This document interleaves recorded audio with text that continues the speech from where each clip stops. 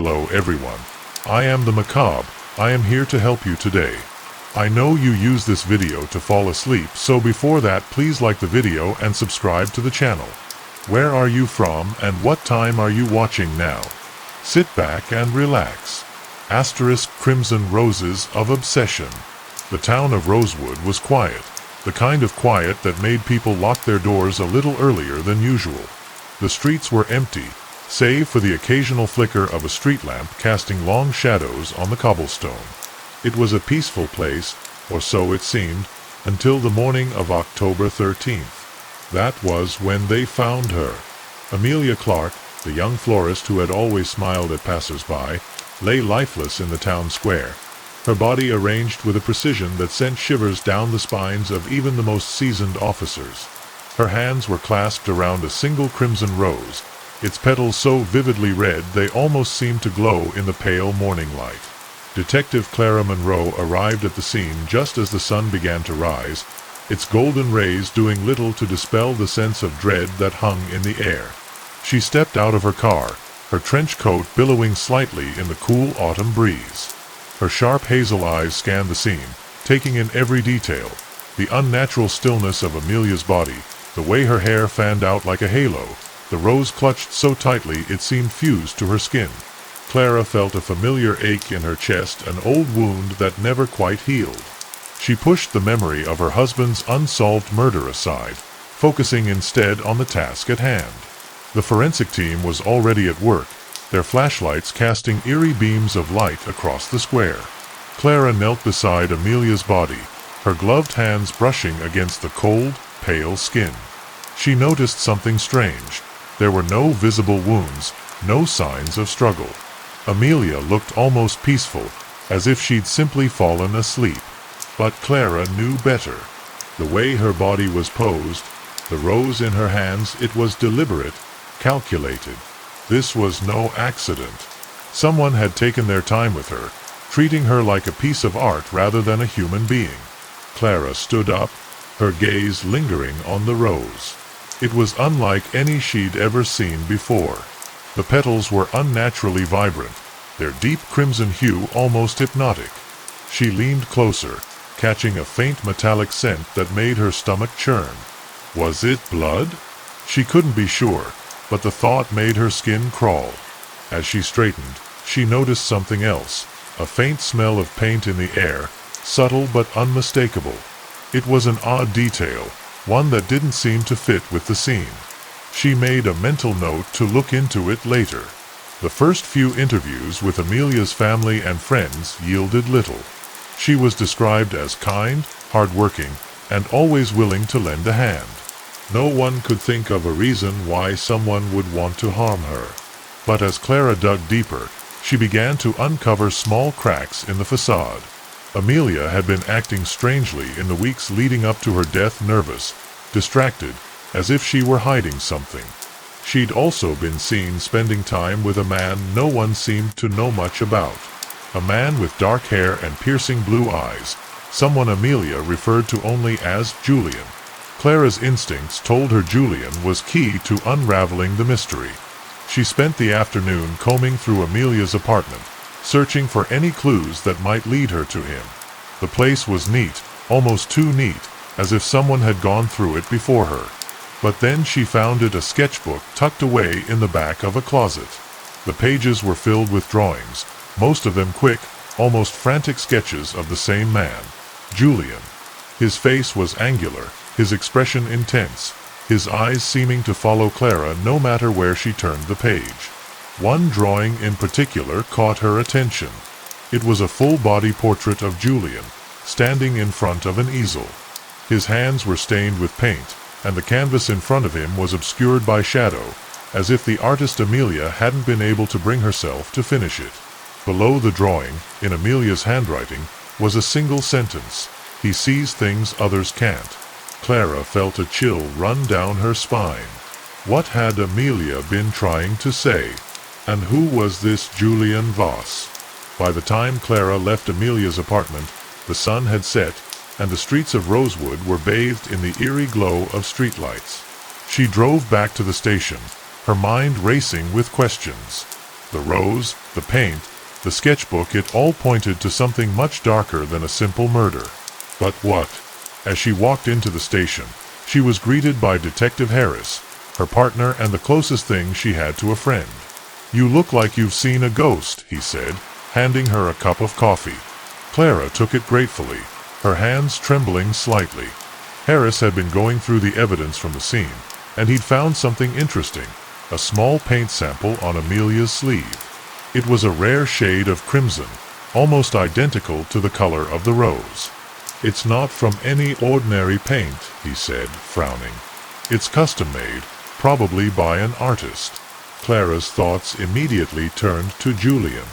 She showed Harris the sketchbook, and together they began to piece together what little they knew about him. Julian Voss was a recluse, an artist with a reputation for being brilliant but eccentric. He lived on the outskirts of town, in a sprawling studio that doubled as his home. Clara knew they needed to talk to Julian, but she also knew they needed to tread carefully. There was something about him, something that made her skin crawl. As the night wore on, she found herself unable to shake the feeling that she was being watched. She glanced out the window, half expecting to see Julian's face staring back at her. But there was nothing, just the darkness and the faint rustling of leaves in the wind. Still, the feeling lingered, gnawing at the edges of her mind. The next morning, Clara and Harris drove to Julian's studio. It was a massive, ivy-covered building that looked like it belonged in a Gothic novel. The air was thick with the smell of paint and something else, something metallic, almost like blood. Clara knocked on the door, her heart pounding in her chest. After a moment, it creaked open, and Julian was there, his piercing blue eyes locking onto hers. He was even more striking in person, his presence commanding and unsettling. "Detective Monroe," he said, his voice smooth and calm. "I've been expecting you." Clara stepped inside, the hairs on the back of her neck standing on end. The studio was filled with paintings, each one more haunting than the last. But it wasn't the art that unnerved her, it was the way Julian looked at her, as if he was already seeing her as his next masterpiece. As she began to question him, she noticed something out of the corner of her eye, a single crimson rose, sitting on a table in the middle of the room. It was identical to the one Amelia had been holding. Julian followed her gaze and smiled faintly. "Beautiful, aren't they?" he said. "I grow them myself." Clara felt a cold knot of dread form in her stomach. Whatever game Julian was playing, she knew she was already a part of it. Clara sat across from Julian in his dimly lit studio, the air heavy with the scent of oil paint and something faintly metallic. The walls were lined with canvases, each one a masterpiece of light and shadow, but Clara couldn't shake the feeling that the subject's eyes followed her as she moved. Julian leaned back in his chair, his piercing blue eyes fixed on her with an intensity that made her skin crawl. He was calm, almost too calm, as if her presence was nothing more than a minor interruption in his day. Clara had dealt with killers before, but there was something uniquely unsettling about Julian, something that made her question who was really in control of this conversation. "So, Detective Monroe," Julian said, his voice smooth and measured, "what brings you to my humble studio?" Clara kept her expression neutral, though her instincts screamed at her to tread carefully. She pulled the sketchbook from her bag and placed it on the table between them, opening it to the page with the unfinished portrait of Julian. His eyes flicked to the drawing, and for the briefest moment, she thought she saw a flicker of emotion, surprise, perhaps, or something darker. But it was gone as quickly as it appeared, replaced by his usual calm demeanor. "Amelia Clark," Clara said, watching Julian closely for any reaction. "You knew her, didn't you?" Julian leaned forward, his hands folding neatly on the table. "Yes, I did," he admitted, his tone almost casual. "She was a friend. A muse, you might say. She had a way of seeing the world that was refreshing." Clara frowned, her suspicion deepening. "She was found dead this morning," she said bluntly, her eyes narrowing.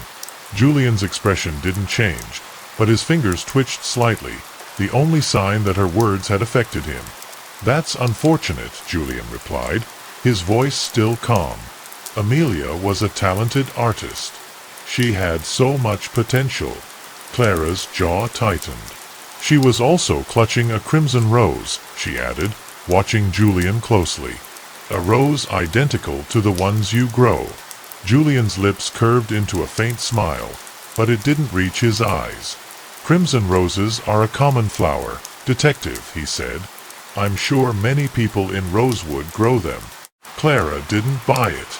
There was something about the way he said it, something almost taunting. She decided to change tactics. "Amelia's sketchbook is filled with drawings of you," she said, flipping through the pages. "She seemed preoccupied with you. Care to explain?" Julian tilted his head, his gaze never leaving hers. "Artists often find inspiration in each other," he said. "Amelia and I shared a mutual appreciation for beauty. Nothing more." Clara wasn't convinced.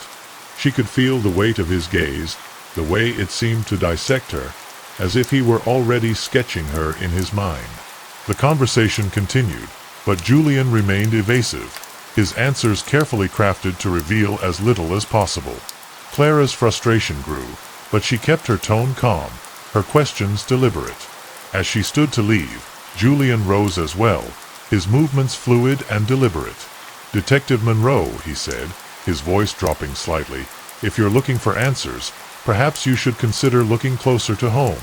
Clara froze, her eyes narrowing. "What do you mean?" she asked, her voice sharp. Julian smiled faintly. "Just a thought," he said. "After all, aren't the best stories the ones that surprise us?" Clara left the studio with more questions than answers. The cryptic nature of Julian's words gnawed at her, and the way he'd looked at her as if she were a puzzle to be solved left her feeling uneasy. She drove back to the station, her mind racing. There was something about Julian that she couldn't quite put her finger on, something that made her skin crawl. Was he toying with her? Or was he genuinely innocent, just an eccentric artist caught up in a terrible coincidence? At the station, Harris was waiting for her, his expression grim. "I found something," he said, holding up a file. Clara sat down, her curiosity piqued. "What is it?" Harris opened the file, revealing a series of police reports from years ago. Julian Voss was investigated for a missing person case, he explained. A model he'd been working with disappeared, and he was the last person to see her. The case was never solved. Clara's heart sank. This wasn't a coincidence. Julian was involved. She was sure of it. But how? She spent the rest of the afternoon digging through the old case files, piecing together what little information she could find. The model's name was Lila Hart, and she'd vanished without a trace. Julian had been the prime suspect, but there hadn't been enough evidence to charge him. Clara couldn't help but notice the similarities between Lila's disappearance and Amelia's murder. Both women had been involved with Julian, and both had been artists in their own right.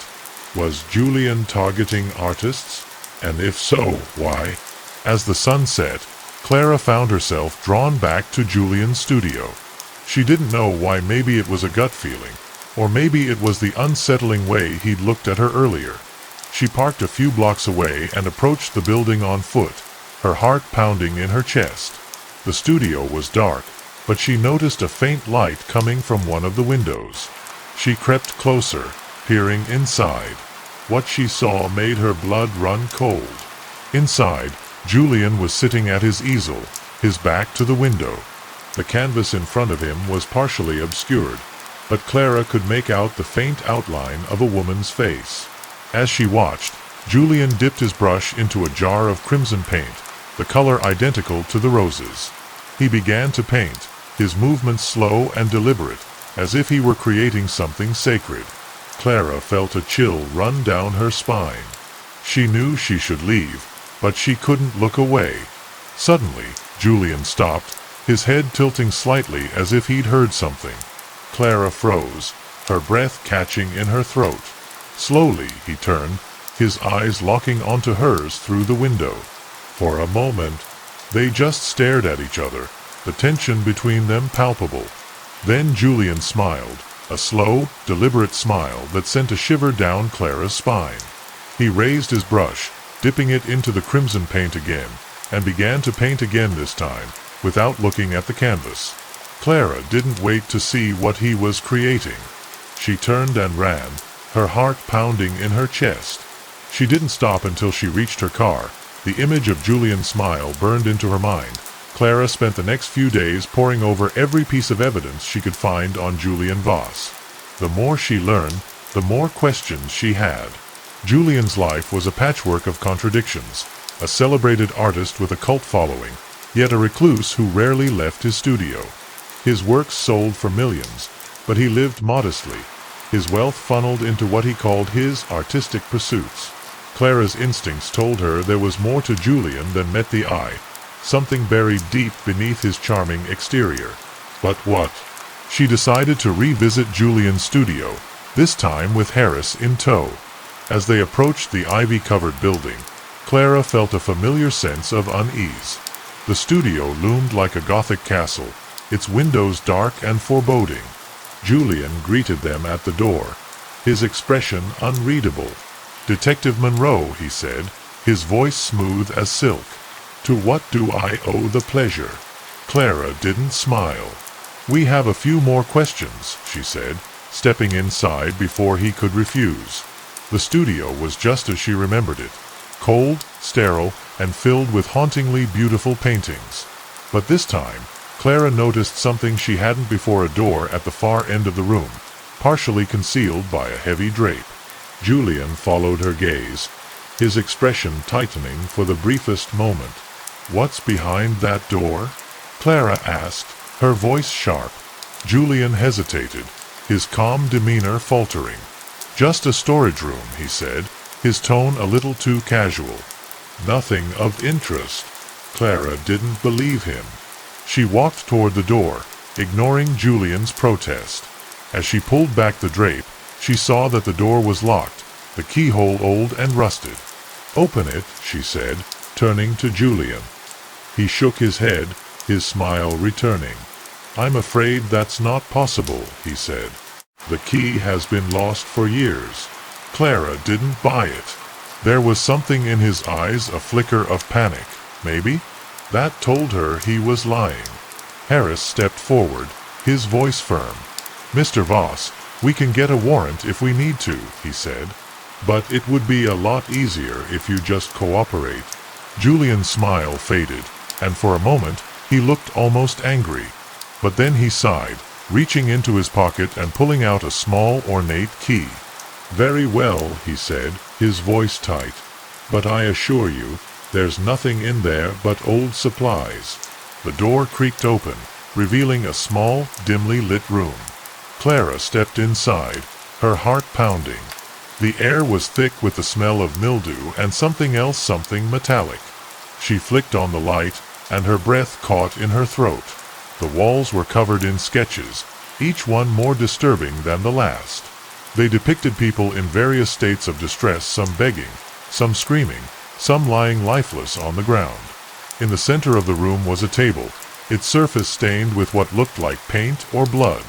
Clara's mind raced as she took in the scene. This wasn't just a storage room, it was a workshop, a place where Julian's dark obsessions came to life. She turned to Julian, her voice shaking with anger. "What is this?" she demanded. Julian didn't answer, his expression unreadable. Harris stepped forward, his hand on his holster. "Mr. Voss, you're going to need to come with us," he said. Julian's smile returned, slow and deliberate. "I'm afraid that's not going to happen," he said, his voice calm. Before either of them could react, he lunged forward, shoving Harris into Clara. They both stumbled, and by the time they regained their footing, Julian was gone. Clara cursed, running to the door, but the studio was empty. Julian had vanished, leaving behind nothing but the eerie sketches and the lingering scent of paint. Back at the station, Clara and Harris filed a report, but they couldn't shake the feeling that they'd missed something crucial. The sketches were taken as evidence, but none of them matched any known victims except for Amelia. Her face was there, her expression twisted in fear, her hands clutching the same crimson rose she'd been found with. Clara stared at the sketch, her mind racing. What was Julian trying to say? What was he planning? The next few days passed in a blur of interviews and investigations, but Clara couldn't stop thinking about Julian's studio. She felt like she was missing something, some crucial detail that could unlock the case. Finally, late one night, she decided to go back. She didn't tell Harris she knew he'd try to stop her, but she couldn't shake the feeling that the answers were there, waiting for her. The studio was dark and silent as Clara approached, the only sound the rustling of leaves in the wind. She used a lockpick to open the door, her heart pounding in her chest. Inside, everything was as they'd left it, the sketches still on the walls, the table still stained. But as she stepped further into the room, she noticed something new, a single, fresh sketch on the table. It was of her, her expression twisted in fear, her hands clutching a crimson rose. Clara's breath caught in her throat as she stared at the sketch. It was unerringly accurate, capturing every detail of her face, down to the faint scar above her eyebrow. But what terrified her the most was the date scrawled at the bottom of the page. Tomorrow's date. She looked around, her heart racing, but the studio was empty. Or was it? As she turned to leave, she heard a faint whisper, so soft she almost thought she'd imagined it. "You're next, detective." The next morning, Clara arrived at the station, her mind still reeling from her discovery in Julian's studio. She hadn't slept, the sketch of her face haunting her every time she closed her eyes. She was about to update Harris on what she'd found when the call came in. Another body had been discovered this time at a private residence on the outskirts of Rosewood. Clara's heart sank as she and Harris drove to the scene, the dread in her stomach growing with every passing mile. The victim was Marcus Hale, a successful architect known for his avant-garde designs. His body was found in his living room, posed in the same eerily precise manner as Amelia's.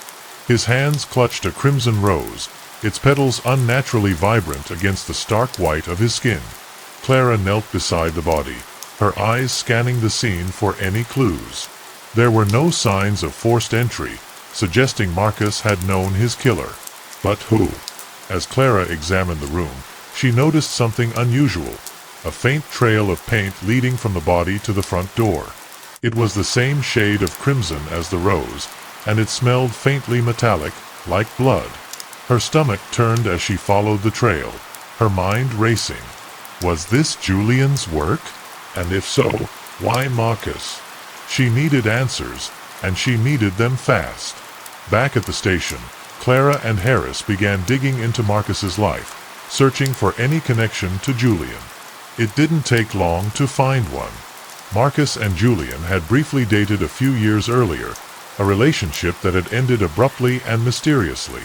According to Marcus's friends, Julian had become increasingly possessive, his behavior bordering on obsessive. Marcus had broken things off, but Julian hadn't taken it well. Clara's mind raced as she pieced together the timeline. Julian had a history of targeting people he'd been involved with: Amelia, Marcus, even Lila Hart, the missing model from years ago. Was Julian eliminating his past lovers, one by one? And if so, who was next? Clara's thoughts turned to Julian's studio, to the sketch of her face with tomorrow's date scrawled at the bottom. She shivered, her fear mingling with a grim determination. She wasn't going to let him win. The investigation took a darker turn when Clara received an anonymous package at her doorstep. Inside was a single crimson rose, its petals gleaming in the light. Attached was a note, written in elegant, looping handwriting. "For you, detective. A symbol of your beauty and your fate." Clara's hands trembled as she read the words, her mind racing. Was Julian watching her? And if so, how close was he? Harris urged her to be careful, but Clara couldn't shake the feeling that she was being pulled into Julian's twisted game. She spent the next few days reviewing everything they knew about him, searching for any hint of his next move. But Julian was a ghost, his presence felt but never seen. The only thing Clara knew for sure was that time was running out for Marcus, for Amelia, and possibly for her. Then came the call that changed everything. A third victim had been found: Elena Marsh, Julian's ex-wife. Her body was discovered in Julian's studio, posed as if she were part of one of his paintings. The crimson rose in her hand was splattered with paint, the same shade as the trail Clara had found at Marcus's house. The implications were clear. Julian wasn't just targeting his past lovers, he was immortalizing them in his art. Clara and Harris rushed to the studio, their hearts pounding in their chests. The scene was even more chilling than they'd anticipated. Elena's body was arranged with meticulous care, her expression serene, almost peaceful. But the crimson rose in her hand told a different story, its petals stained with paint or blood. Clara felt a chill run down her spine as she noticed another detail, the faint trail of paint leading to the studio's basement. Julian's studio had always been a place of mystery, but the basement was something else entirely. Clara and Harris descended the narrow staircase, their flashlights cutting through the darkness. The air was thick with the smell of paint and something else, something metallic, almost like blood. The walls were covered in sketches, each one more disturbing than the last. And in the center of the room was Julian's easel, surrounded by jars of crimson paint. Clara's eyes widened as she approached the easel, her flashlight illuminating the painting on it. It was a portrait of Elena, her expression serene, her hands clutching the crimson rose. But as Clara looked closer, she noticed something strange. The background of the painting was filled with faint, indistinguishable shadows, as if the subjects were watching her. She felt a chill run down her spine as she realized the truth. Julian wasn't just painting his victims, he was preserving them, their souls forever trapped in his art. Before Clara could process what she'd found, her phone rang, shattering the silence. It was an unknown number. She hesitated before answering, her heart pounding in her chest. "Hello," she said, her voice trembling. There was a pause, and then Julian's voice came through, smooth and calm. "Hello, detective," he said. "I see you found my masterpiece. But don't worry, your portrait is coming along nicely. I'll see you soon." The line went dead, leaving Clara standing in the darkness, her heart racing. She knew one thing for certain. Julian wasn't finished yet. Clara stood in Julian's basement, her flashlight trembling in her hand as she stared at the chilling portrait of Elena. The painting was unervingly lifelike, the crimson rose in her hands almost glowing in the dim light. Clara felt a cold knot of dread form in her stomach. Julian wasn't just a killer, he was an artist, and his victims were his canvas. She took a step back, her mind racing. How many others had he done this to? And how close was he to finishing his latest masterpiece? Her. Harris called for backup, but Clara knew they were running out of time. Julian was out there, watching, waiting, and she couldn't shake the feeling that he was closer than ever. She spent the next few hours combing through the basement, searching for anything that could lead her to him. The sketches on the walls were horrifying, each one depicting a moment of terror frozen in time. Clara recognized some of the faces: Lila Hart, Amelia Clark, Marcus Hale, but others were strangers, their identities unknown. As she examined the sketches, Clara noticed a pattern. Each victim had been Julian's muse in some way, their lives intertwined with his in ways that went beyond art. Lila was a model, Amelia a florist who'd inspired his rose paintings, Marcus an architect who designed his studio.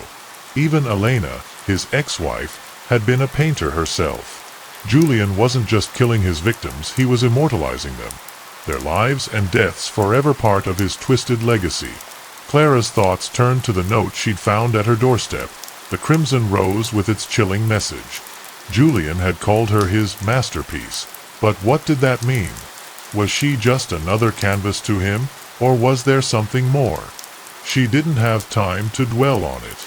The team was working around the clock to track Julian down, but he was a ghost, his movements impossible to predict. Late that night, Clara received an unexpected visitor. It was Julian's assistant, a nervous young woman named Sarah who'd worked with him for years.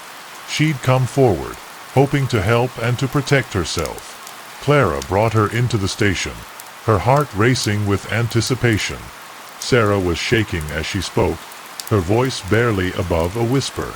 "Julian's not normal," she said, her eyes dotting around the room. "He sees things the rest of us can't. He says it's his gift, but I think it's something worse." Clara leaned forward, her eyes narrowing. "What do you mean?" she asked, her voice sharp. Sarah hesitated, her hands trembling. "He talks to them," she said. "His muses. He says they're still here, that they're part of his art. But I've seen him, detective. He's not talking to them, he's talking to their shadows, the ones he paints. And they talk back." Clara felt a chill run down her spine. Was Julian delusional, or was there something more sinister at play? Sarah handed Clara a key, her voice shaking. "He has a place," she said. "A cabin in the woods. He goes there when he's working on something important. I think he's there now." Clara took the key, her mind racing. This could be their chance to catch him, but she knew it was also a trap. Julian was too careful, too calculated. He wanted her to find him, and yet she had no choice. The next morning, Clara and a small team of officers drove to the cabin, their weapons ready. The woods were dense and silent, the only sound the crunch of leaves beneath their feet. As they approached the cabin, Clara felt a growing sense of unease. The building was old and weathered, its windows dark and lifeless. But there was something about it, something that made her skin crawl. They entered cautiously, their flashlights cutting through the darkness. The cabin was filled with Julian's work, the walls lined with canvases and sketches. But it was the center of the room that made Clara's blood run cold.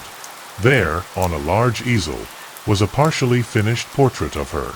It was unerringly accurate, capturing every detail of her face, down to the faint scar above her eyebrow.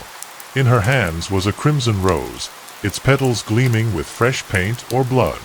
Clara stared at the portrait, her heart pounding in her chest. Julian had known she would come here. He'd left this for her, a message as clear as it was terrifying. She turned to the team, her voice sharp. "Search the area," she said. "He's here." "I know it." They spread out, their flashlights cutting through the shadows. But the cabin was empty, Julian nowhere to be found. As Clara turned to leave, her eye caught something on the floor, a small, crumpled piece of paper. She picked it up, her hands trembling as she unfolded it. It was a note, written in Julian's elegant handwriting. "Detective Monroe," it read, "you're closer than ever, but you're still missing the bigger picture. To truly understand my art, you must see the world as I do. Until then, tread carefully. The shadows are watching." Clara's heart raced as she read the note, her mind spinning. Julian wasn't just taunting her, he was challenging her, pushing her to see the world through his twisted lens. She folded the note and pocketed it, her resolve hardening. She didn't know what Julian's endgame was, but she knew one thing. She wasn't going to let him win. The shadows might be watching, but so was she. And she was ready to face them. The forest was eerily quiet as Clara and the team moved deeper into the woods surrounding Julian's cabin. The trees seemed to close in around them, their gnarled branches casting long, jagged shadows on the ground. Clara's flashlight cut through the darkness, but it felt like the shadows were swallowing the light, leaving them exposed and vulnerable. She clutched her weapon tightly, her senses on high alert. Julian was out here somewhere, and she could feel his presence, like a predator stalking its prey.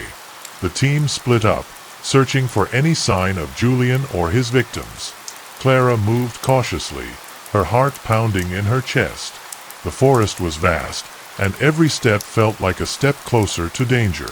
She wasn't just looking for Julian, she was looking for the truth, for the answers that had eluded her since the case began. But the deeper she ventured into the woods, the more she felt like she was walking into a trap. As Clara pushed through the underbrush, her flashlight caught something on the ground, a faint trail of crimson paint, the same shade as the roses Julian left with his victims. Her breath hitched as she followed the trail, her mind racing. Was this Julian's doing, or was someone else leading her astray? The trail twisted and turned, leading her deeper into the forest, away from the team. She knew she should call for backup, but something compelled her to keep going. The trail ended at a small clearing, the moonlight casting an eerie glow over the scene. In the center of the clearing was a wooden easel, its surface covered in a tarp. Clara approached cautiously, her weapon raised. She pulled the tarp away, her breath catching in her throat. On the easel was another portrait of her, this time fully finished. Her expression was one of terror, her hands clutching a crimson rose. But the background was different this time. The shadows were closer, their forms more distinct, as if they were reaching out for her. Clara stepped back, her heart racing. Julian was here, watching her, taunting her. She scanned the clearing, her flashlight cutting through the darkness. "Julian," she called, her voice sharp. "I know you're here. Show yourself." There was no response, only the rustling of leaves in the wind. Clara's instinct screamed at her to leave, but she couldn't. She needed answers, and she was willing to risk everything to get them. As she turned to leave the clearing, her flashlight caught something in the distance, a faint glimmer of light. She moved toward it, her heart pounding in her chest. The light led her to a small, dilapidated cabin, its windows boarded up, its door hanging slightly ajar. Clara hesitated, her mind racing. Was this Julian's hideout? Or another trap? She took a deep breath, her resolve hardening. She was done playing his game. Clara pushed the door open, her weapon raised. The cabin was dark and musty, the air thick with the scent of paint and something metallic. Her flashlight illuminated the interior, revealing walls covered in sketches of her. Some were quick, almost abstract, while others were disturbingly detailed, capturing every facet of her face, her expressions, her fears. Clara felt a chill run down her spine. Julian had been watching her, studying her, for far longer than she'd realized. In the center of the room was another easel, this one covered in a blood-red tarp. Clara approached it cautiously, her heart pounding in her chest. She pulled the tarp away, her breath catching in her throat. This time, the portrait wasn't of her, it was of Julian. But it wasn't the Julian she'd met, the charming, enigmatic artist. This Julian was twisted, his face contorted in a mask of pain and rage, his hands stained with blood. And in the background, the shadows were everywhere, their forms indistinct but unmistakably present. Clara stepped back, her mind reeling. What was Julian trying to say? Was this a confession, a glimpse into his psyche? Or was it another twisted game, designed to keep her off balance? She didn't have time to ponder it. A noise outside the cabin snapped her back to reality, a faint, almost imperceptible crunch of leaves.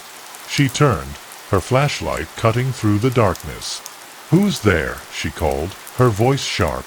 There was no response, but Clara could feel the presence outside the cabin, watching, waiting. She moved to the door, her weapon raised.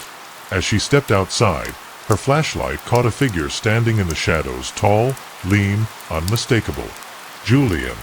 He smiled faintly, his eyes gleaming in the darkness. "Hello, detective," he said, his voice calm, almost soothing. "I was wondering when you'd find me." Clara's heart raced, but she kept her voice steady. "It's over, Julian," she said. "You're under arrest." Julian tilted his head, his smile widening. "Is that so?" he said, his tone almost amused. "But we're just getting started, detective. You've seen my work, but you still don't understand it." "Not yet." Clara's grip tightened on her weapon. "Enough games," she said. "Whatever you're planning, it ends here." Julian stepped into the moonlight, his expression unreadable. "You're right," he said. "It does end here. But not the way you think."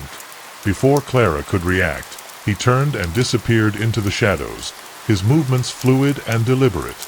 She called for backup, her voice sharp with urgency, but she knew it was too late. Julian was gone, leaving behind nothing but the chilling portrait and the echoes of his words. Clara stood in the clearing, her heart pounding in her chest. She knew one thing for certain. Julian wasn't finished yet. Back at the station, Clara felt the weight of Julian's words pressing down on her. "You still don't understand it." "Not yet." What did he mean? She had uncovered so much his obsession with his victims, his twisted artistry, his psychological manipulation, but there was still something missing, a piece of the puzzle that eluded her. She spent hours sifting through the evidence, her mind racing as she tried to make sense of it all. Julian wasn't just a killer. He was a master manipulator, and she was caught in his web.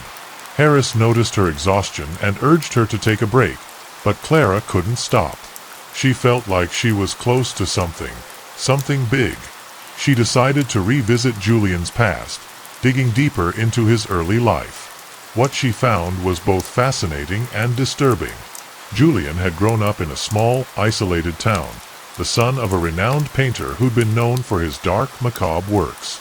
Julian's father had died under mysterious circumstances when Julian was just a teenager, leaving him alone with his art and his demons. Clara's research led her to an old newspaper article about Julian's father. The man had been accused of using his art to manipulate and control those around him, even driving some to madness. The accusations had never been proven, but the article hinted at something darker, something that might have passed down to Julian. Clara's heart raced as she read the article. Was this the key to understanding Julian? Was he following in his father's footsteps, using his art to exert power over others? She decided to reach out to Julian's few remaining acquaintances, hoping to piece together the man behind the myth. One name kept coming up, Evelyn Carter, an art critic who'd known Julian for years. Clara tracked her down, finding her in a small apartment on the edge of the city. Evelyn was hesitant to talk at first, but Clara's persistence paid off. "Julian's not just an artist," Evelyn said, her voice trembling. "He's a predator. He uses his art to lure people in, to make them see the world the way he does. And once you're in his world, it's almost impossible to leave." Clara pressed her for more details, but Evelyn shook her head, her eyes filled with fear. "I can't tell you everything," she said, "but I can tell you this. Julian's not just trying to kill his victims. He's trying to turn them into art, to make them part of his legacy. And he won't stop until he's finished." Clara left the apartment with more questions than answers, but one thing was clear. Julian's game was far more complex than she'd realized. The next morning, Clara received another package at her doorstep. This time, it was a small, ornate box, its surface engraved with intricate patterns. Her hands trembled as she opened it, her heart pounding in her chest. Inside was a single, crimson rose, its petals stained with what looked like blood, and a note, written in Julian's elegant handwriting. "Detective Monroe," it read, "you're getting closer, but you're still missing the point.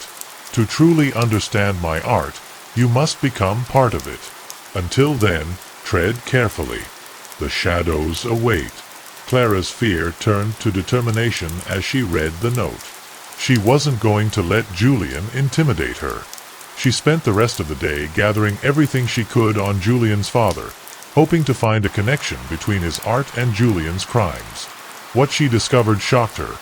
Julian's father had been accused of using his art to immortalize his victims, trapping their souls in his paintings. The accusations had been dismissed as the ramblings of a disturbed mind, but Clara couldn't shake the feeling that there was truth to them. As she delved deeper, Clara found a series of sketches Julian's father had created shortly before his death. They were eerily similar to Julian's work, dark, haunting, and filled with shadows. One sketch, in particular, caught her eye. A man standing in a forest, his face twisted in agony as the shadows closed in around him. The man's face was incomplete, but Clara recognized the style. It was unmistakably Julian's. Clara's mind raced as she pieced together the timeline. Julian's father had died under mysterious circumstances, just as Julian was beginning to develop his own artistic style.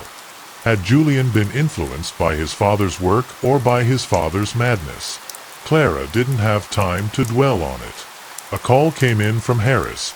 Julian had been spotted at an abandoned warehouse on the outskirts of the city.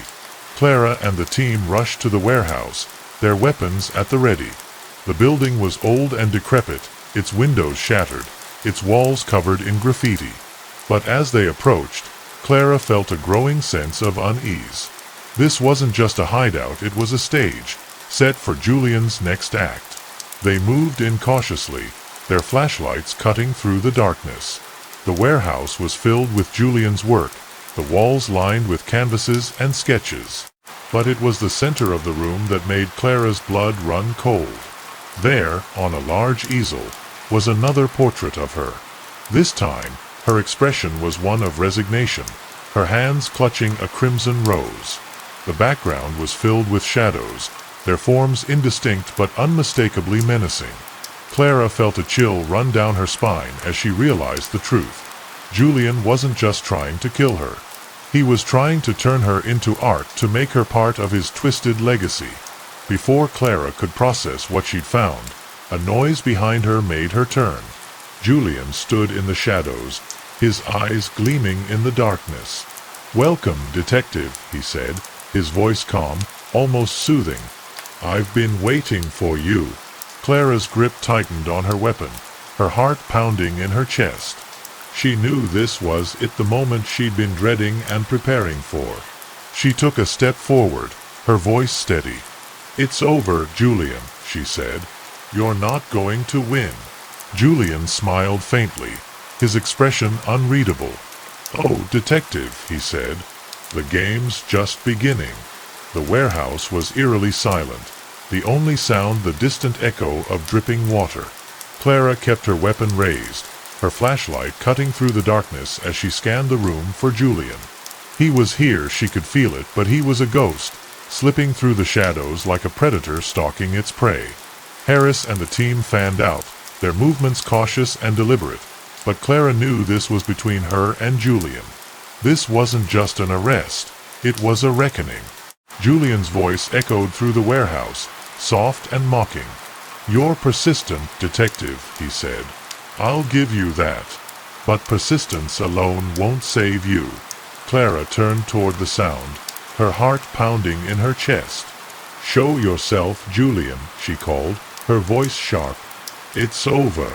There was a faint chuckle, and then he stepped into the light, his expression calm, almost serene. He was holding a brush in one hand, a palette in the other, as if he were in the middle of creating a masterpiece.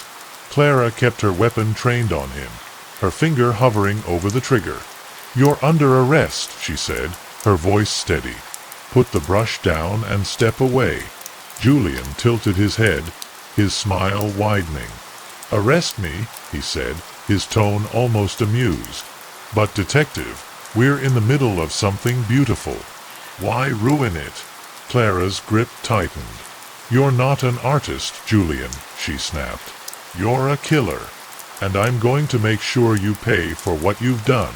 Julian's expression darkened, his calm facade slipping for the first time. "You don't understand," he said, his voice low and dangerous. "Art isn't about beauty. It's about truth. And the truth is, detective, you're no different from me. You're obsessed with this case, with me. You're chasing shadows, just like I am." Clara shook her head, but his words struck a nerve. Was she really any different? She'd spent every waking moment on this case, letting it consume her life. But this wasn't about her. It was about stopping him. Before she could respond, Harris's voice crackled over the radio. "Monroe, we've got movement in the East Wing. Proceed with caution." Clara nodded, her eyes never leaving Julian. "Get out of here," she said. "The team's closing in. You're not going to escape." Julian smiled faintly, his expression unreadable. "Escape," he said. "Oh, detective, I'm not trying to escape. I'm trying to create. And you're part of that." He gestured to the portrait of her on the easel, its haunting details illuminated in the flashlight's beam. Clara's heart raced as she glanced at the portrait, its lifelike details sending a chill down her spine. She forced herself to focus, her resolve hardening. "I'm not your muse, Julian," she said. "And I'm not your victim." Julian tilted his head, his smile widening. "We'll see," he said, before disappearing into the shadows once more. Clara cursed under her breath, her flashlight scanning the room. He was toying with her, and she knew it. But she wasn't going to let him win. The team regrouped in the center of the warehouse, their flashlights cutting through the darkness. There was no sign of Julian, but the tension in the air was palpable. Harris turned to Clara, his expression grim. "We've got the building surrounded," he said. "He's not going anywhere." Clara nodded, but she couldn't shake the feeling that Julian had planned this, that he wanted them here for a reason. "Be careful," she said, her voice low. "He's playing a game, and we're the pieces." As the team moved deeper into the warehouse, Clara stayed behind, her flashlight illuminating the walls. They were covered in sketches and paintings, each one more disturbing than the last. But one painting in particular caught her eye, a self-portrait of Julian, his face twisted in a mask of pain and rage, his hands stained with blood. The background was filled with shadows, their forms indistinct but menacing. Clara felt a chill run down her spine as she realized the truth. Julian wasn't just trying to immortalize his victims. He was trying to immortalize himself. A noise behind her made her turn, her weapon raised. It was Julian, standing in the shadows, his eyes gleaming in the darkness. "You're getting closer," he said, his voice calm, almost soothing. "But you're still missing the point." Clara stepped forward, her finger on the trigger. "Then explain it to me," she said, her voice sharp. "What's the point, Julian? What are you trying to prove?" Julian smiled faintly, his expression unreadable. "That art is eternal," he said. "That even in death, we can live on." Before Clara could respond, a loud crash echoed through the warehouse. She turned, her flashlight catching movement in the shadows. It was Harris, struggling with someone, Julian. Clara rushed to help, her heart pounding in her chest. But as she approached, Julian slipped away, his movements fluid and deliberate. Harris cursed under his breath, his frustration palpable. "He's too fast," he said. "We're never going to catch him like this." Clara shook her head, her resolve hardening. "We don't have a choice," she said. "We have to stop him." The team regrouped once more, their flashlights cutting through the darkness. There was no sign of Julian, but Clara knew he was still here, watching, waiting. She felt a growing sense of unease as she scanned the room. The paintings on the walls seemed to come alive, their shadows shifting and twisting in the light. She shook her head, forcing herself to focus. This wasn't the time to let her imagination run wild. This was the time to stay sharp, to stay alive. As they moved deeper into the warehouse, Clara noticed something unusual, a faint trail of crimson paint leading to a door in the corner of the room. She followed it cautiously, her weapon raised. The door was slightly ajar, its surface covered in scratches and gouges. Clara pushed it open, her flashlight illuminating the room beyond. What she found made her blood run cold, a small, cramped space, its walls covered with portraits of his victims, each one more lifelike than the last. And in the center of the room was Julian, standing in front of an easel, his brush poised over a canvas. He turned to face her, his smile faint but unmistakable. "Welcome, detective," he said. "I've been expecting you." Clara stepped into the room, her weapon trained on Julian. The air was thick with the scent of paint and something metallic, and the walls were covered with portraits of his victims, their lifeless eyes seeming to follow her every move. Julian stood in front of the easel, his brush poised over a canvas, his expression calm and focused. "You're persistent, detective," he said, his voice soft but menacing. "But persistence alone won't save you." Clara's grip tightened on her weapon. "It's over, Julian," she said. "You're not going to win." Julian turned to face her, his smile faint but unmistakable. "Winning isn't the point," he said. "The point is to create, to leave something behind. And you, detective, are part of that." He gestured to the canvas on the easel, and Clara's heart skipped a beat. It was another portrait of her, this time fully finished. Her expression was one of resignation, her hands clutching a crimson rose. The background was filled with shadows, their forms indistinct but unmistakably menacing. Clara felt a chill run down her spine. "You're not going to turn me into art," she said, her voice sharp. Julian tilted his head, his smile widening. "I already have," he said, before disappearing into the shadows once more. Clara cursed under her breath, her flashlight scanning the room. He was toying with her, and she knew it. But she wasn't going to let him win. She moved cautiously, her weapon raised, her senses on high alert. The portraits on the walls seemed to come alive in the dim light, their lifelike details sending shivers down her spine. She forced herself to focus, her resolve hardening. As she moved deeper into the room, Clara noticed something unusual, a small, ornate box on a table in the corner. Her heart raced as she approached it, her flashlight illuminating its surface. It was the same box Julian had sent her, its intricate patterns gleaming in the light.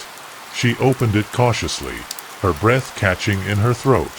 Inside was a single, crimson rose, its petals stained with what looked like blood, and a note, written in Julian's elegant handwriting. "Detective Monroe," it read, "you're almost there. But to truly understand my art, you must see the world as I do. Until then, tread carefully. The shadows are closing in." Clara's heart pounded as she read the note, her mind spinning. Julian wasn't just taunting her, he was challenging her, pushing her to see the world through his twisted lens. She folded the note and pocketed it, her resolve hardening. She didn't know what Julian's endgame was, but she knew one thing. She wasn't going to let him win. The shadows might be closing in, but so was she. Before she could process what she'd found, a noise behind her made her turn. Julian stood in the shadows, his eyes gleaming in the darkness. "You're close, detective," he said, his voice calm, almost soothing. "But you're still missing the point." Clara stepped forward, her finger on the trigger. "Then explain it to me," she said, her voice sharp. "What's the point, Julian? What are you trying to prove?" Julian smiled faintly, his expression unreadable. "That art is eternal," he said. "That even in death, we can live on." Before Clara could respond, Harris's voice crackled over the radio. "Monroe, we've got movement in the East Wing. Proceed with caution." Clara nodded, her eyes never leaving Julian. "Get out of here," she said. "The team's closing in. You're not going to escape." Julian smiled faintly, his expression unreadable. "Escape," he said. "Oh, detective, I'm not trying to escape. I'm trying to create. And you're part of that." He gestured to the portrait of her on the easel, its haunting details illuminated in the flashlight's beam. Clara's heart raced as she glanced at the portrait, its lifelike details sending a chill down her spine. She forced herself to focus, her resolve hardening. "I'm not your muse, Julian," she said. "And I'm not your victim." Julian tilted his head, his smile widening. "We'll see," he said, before disappearing into the shadows once more. Clara cursed under her breath, her flashlight scanning the room. He was toying with her, and she knew it. But she wasn't going to let him win. The team regrouped in the center of the room, their flashlights cutting through the darkness. There was no sign of Julian, but the tension in the air was palpable. Harris turned to Clara, his expression grim. "We've got the building surrounded," he said. "He's not going anywhere." Clara nodded, but she couldn't shake the feeling that Julian had planned this, that he wanted them here for a reason. "Be careful," she said, her voice low. "He's playing a game, and we're the pieces." As the team moved deeper into the room, Clara stayed behind, her flashlight illuminating the walls. They were covered with portraits and sketches, each one more disturbing than the last. But one painting in particular caught her eye, a self-portrait of Julian, his face twisted in a mask of pain and rage, his hands stained with blood. The background was filled with shadows, their forms indistinct but menacing. Clara felt a chill run down her spine as she realized the truth. Julian wasn't just trying to immortalize his victims. He was trying to immortalize himself. Before she could process what she'd found, a noise behind her made her turn, her weapon raised. It was Julian, standing in the shadows, his eyes gleaming in the darkness. "You're getting closer," he said, his voice calm, almost soothing. "But you're still missing the point." Clara stepped forward, her finger on the trigger. "Then explain it to me," she said, her voice sharp. "What's the point?" "Julian, what are you trying to prove?" Julian smiled faintly, his expression unreadable. "That art is eternal," he said. "That even in death, we can live on." Before Clara could respond, a loud crash echoed through the room. She turned, her flashlight catching movement in the shadows. It was Harris, struggling with someone. Julian. Clara rushed to help, her heart pounding in her chest. But as she approached, Julian slipped away, his movements fluid and deliberate. Harris cursed under his breath, his frustration palpable. "He's too fast," he said. "We're never going to catch him like this." Clara shook her head, her resolve hardening. "We don't have a choice," she said. "We have to stop him." The warehouse was a labyrinth of shadows, each corner hiding a new danger as Clara and the team moved deeper into Julian's twisted domain. The air was thick with tension, the silence broken only by the distant drip of water and the occasional creak of the building's aging frame.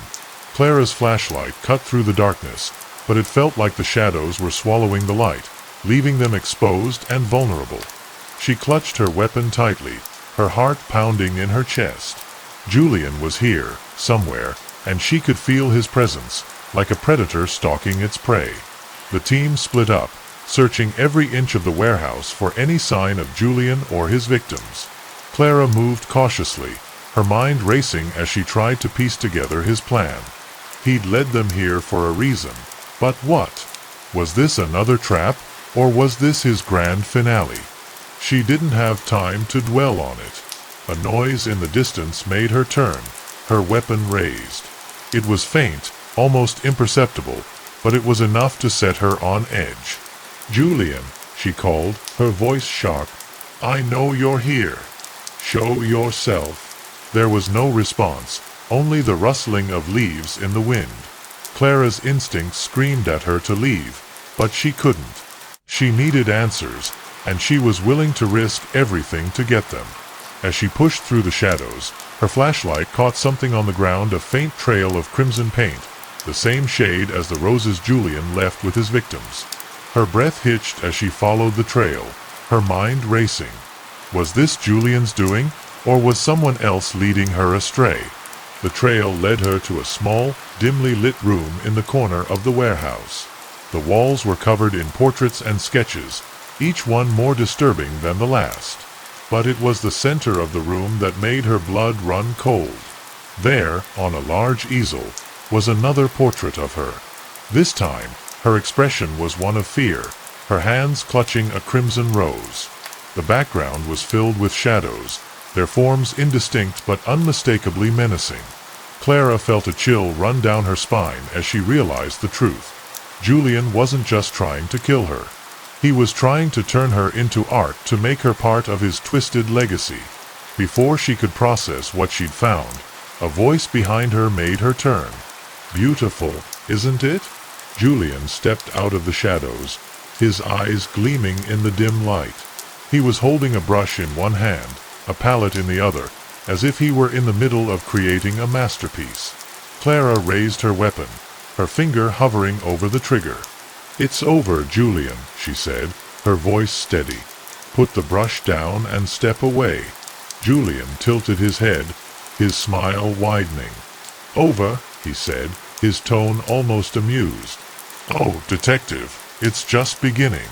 You've seen my work, But you still don't understand it. Not yet. Clara's grip tightened. Then explain it to me, she said, her voice sharp. What's the point, Julian? What are you trying to prove? Julian's expression darkened, his calm facade slipping for the first time. The point is, detective, that I'm not just an artist. I'm a creator. And you're part of my masterpiece. Before Clara could respond, a loud crash echoed through the warehouse. She turned, her flashlight catching movement in the shadows. It was Harris, struggling with someone, Julian. Clara rushed to help, her heart pounding in her chest. But as she approached, Julian slipped away, his movements fluid and deliberate.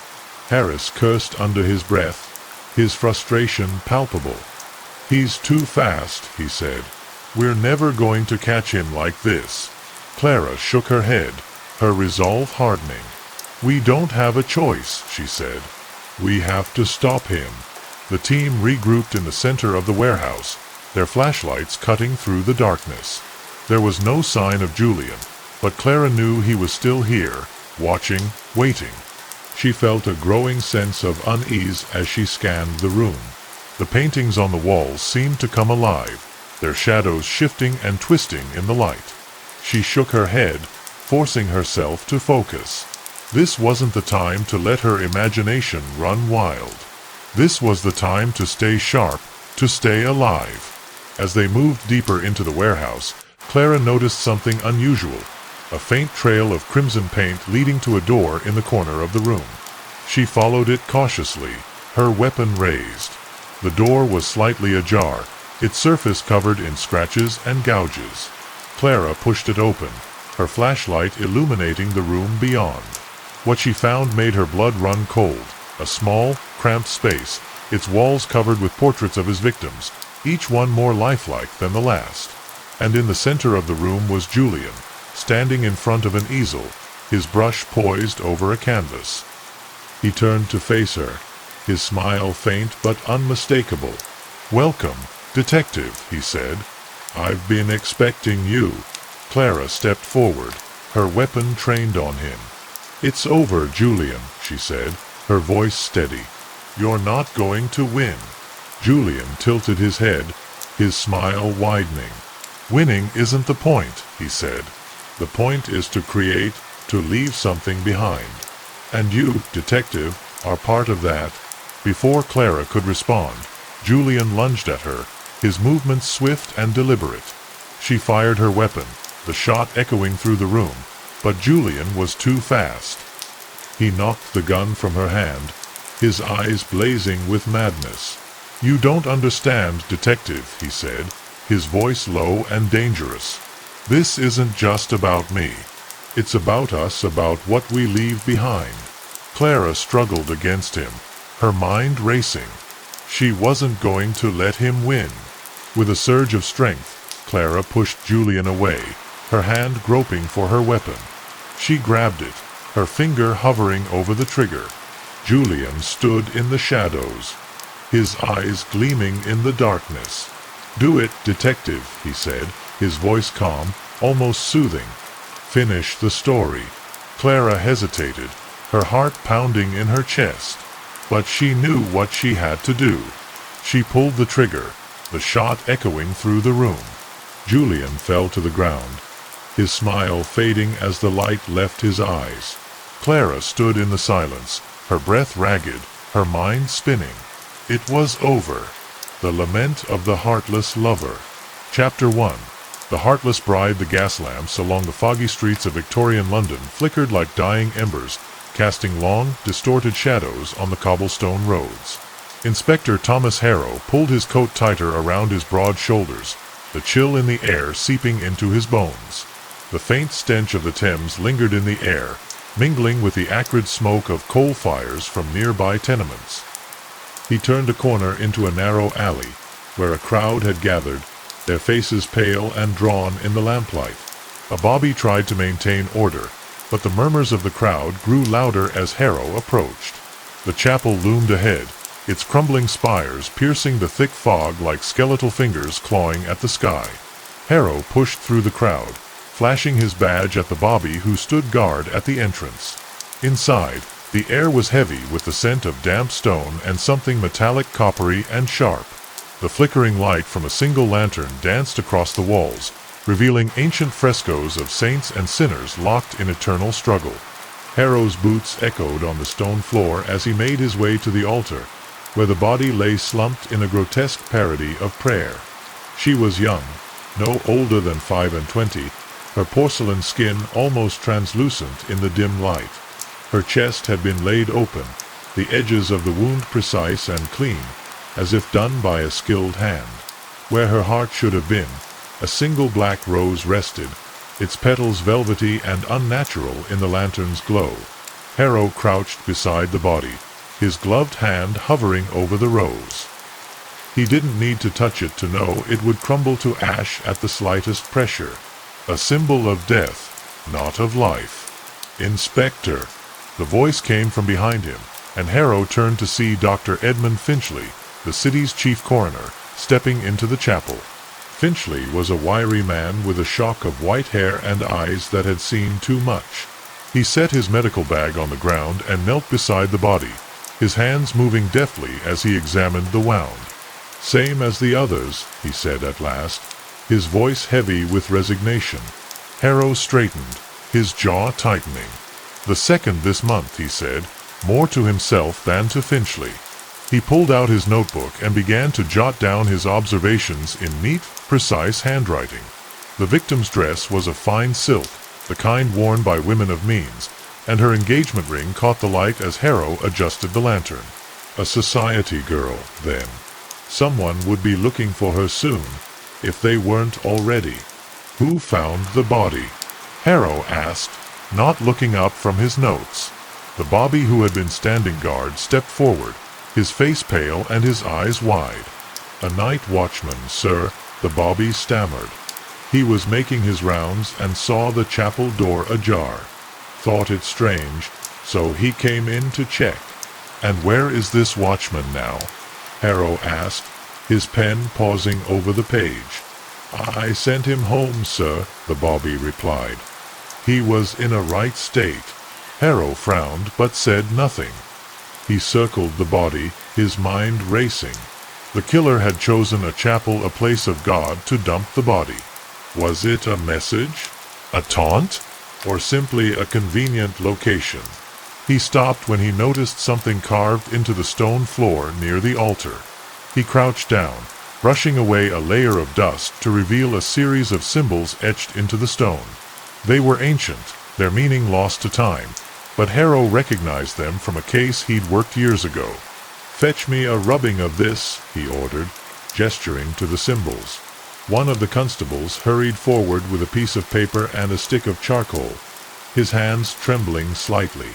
Harrow turned back to the body, his mind spinning with questions. Why this girl? Why here?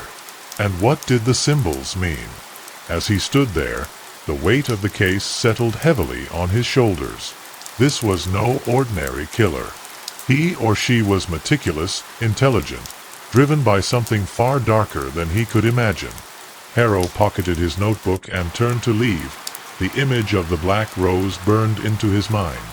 He had a feeling this was only the beginning, and the thought filled him with a sense of dread he couldn't shake. Chapter 2.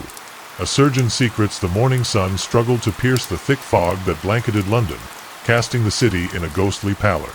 Inspector Thomas Harrow sat in his dimly lit office at Scotland Yard, the case files spread across his desk in a chaotic array.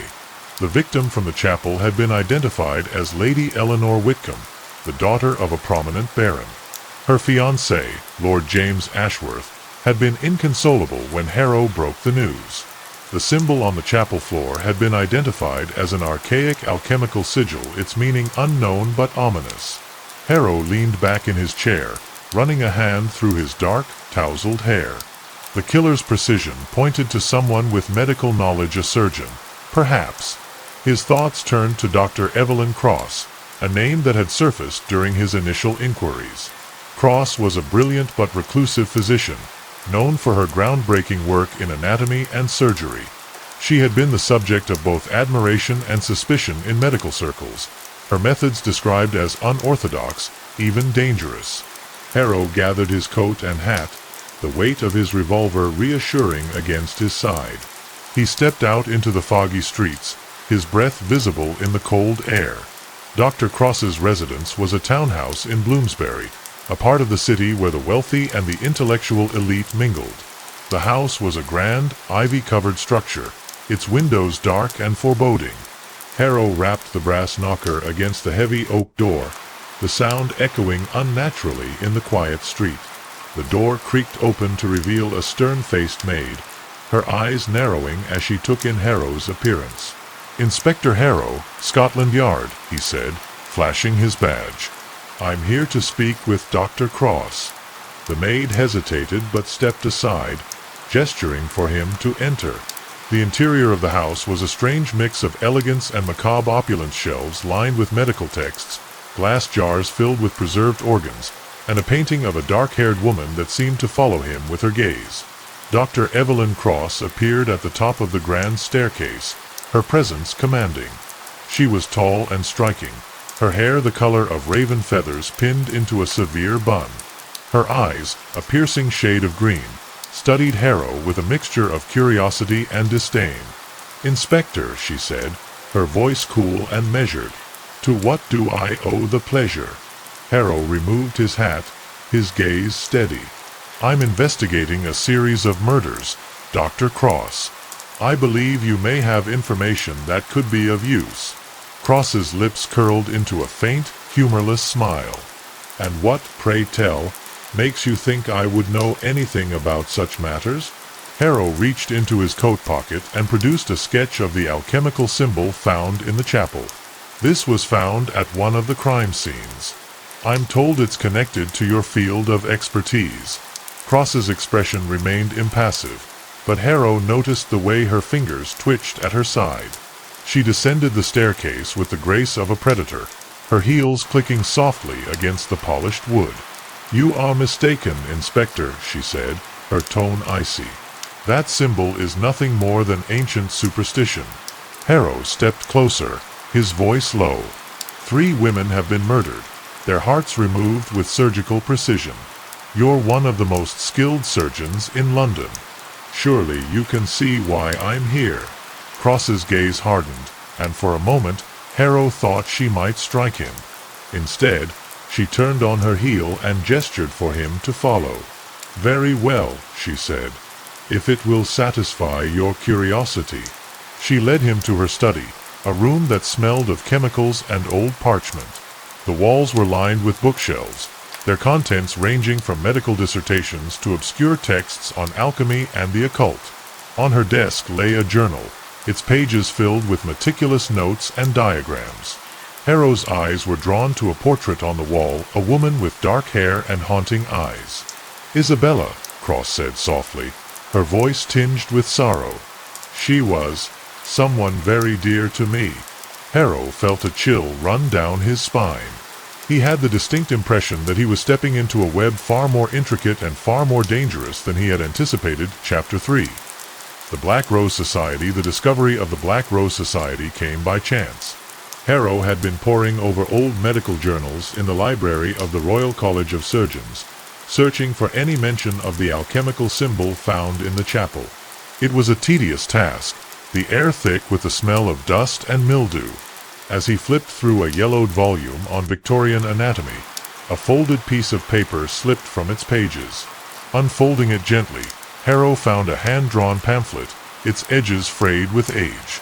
The pamphlet bore the emblem of a black rose encircled by thorns, its petals stained with what looked like ink or blood. The text was in Latin, but Harrow could make out the phrase, Societas Rosae Nigri, the Black Rose Society. Beneath the emblem was a list of names, faded but legible, aristocrats, physicians, and scholars, all prominent figures in London's elite. One name stood out, Dr. Evelyn Cross. Harrow's mind raced as he tucked the pamphlet into his coat pocket. The society was no mere coincidence. Its emblem matched the black roses left at the crime scenes, and its members seemed to be connected to the murders in ways he could only begin to guess. He needed to find someone who could tell him more, someone who knew the society's secrets. That evening, Harrow met with an old contact, a former informant named Elias Graves. Graves was a wiry man with a sharp tongue and a network of connections that spanned London's underworld. They met in a dimly lit tavern near the docks, the air thick with the smell of ale and tobacco smoke. Graves listened intently as Harrow explained what he'd found, his eyes narrowing with interest. "The Black Rose Society," Graves muttered, swirling the ale in his mug. "Heard whispers of it, but never anything concrete. Nasty bunch, from what I gather. They dabble in things best left alone: alchemy, the occult, immortality. If your Dr. Cross is involved, she's in deep." Harrow leaned in, lowering his voice. "Do you know where they meet?" Graves shook his head. "They're careful, too careful. But there's a place, an old mansion in Chelsea. Rumor has it they hold their gatherings there. I'd be careful, though, Inspector. These people don't take kindly to outsiders." The next night, Harrow found himself standing before the mansion in Chelsea, its imposing facade shrouded in shadows.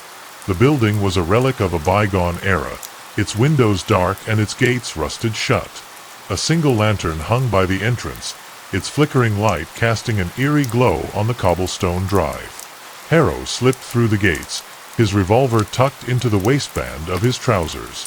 Inside, the air was thick with the scent of burning incense and something metallic, copper, perhaps, or blood.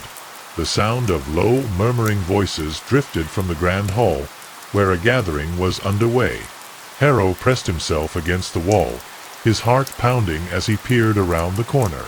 The room was filled with people dressed in dark cloaks, their faces obscured by masks shaped like black roses. They stood in a circle around an altar, chanting in Latin. On the altar lay a figure, a woman, her chest exposed. Harrow's blood ran cold as he recognized the surgical instruments laid out beside her. A figure stepped forward, their voice commanding. "The time is near," they said, removing their mask to reveal a man with cold, calculating eyes. He was tall and gaunt, his features sharp and predatory. "The seventh heart will be ours, and the gate will open." Harrow's mind raced as the implications of what he'd witnessed sank in. The society wasn't just connected to the murders, they were orchestrating them. And Dr. Cross was at the center of it all.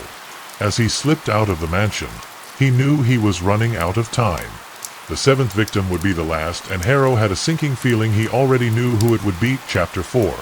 Whispers in the fog. The fog was thicker than usual, a suffocating blanket that clung to the streets of London as Inspector Harrow made his way home.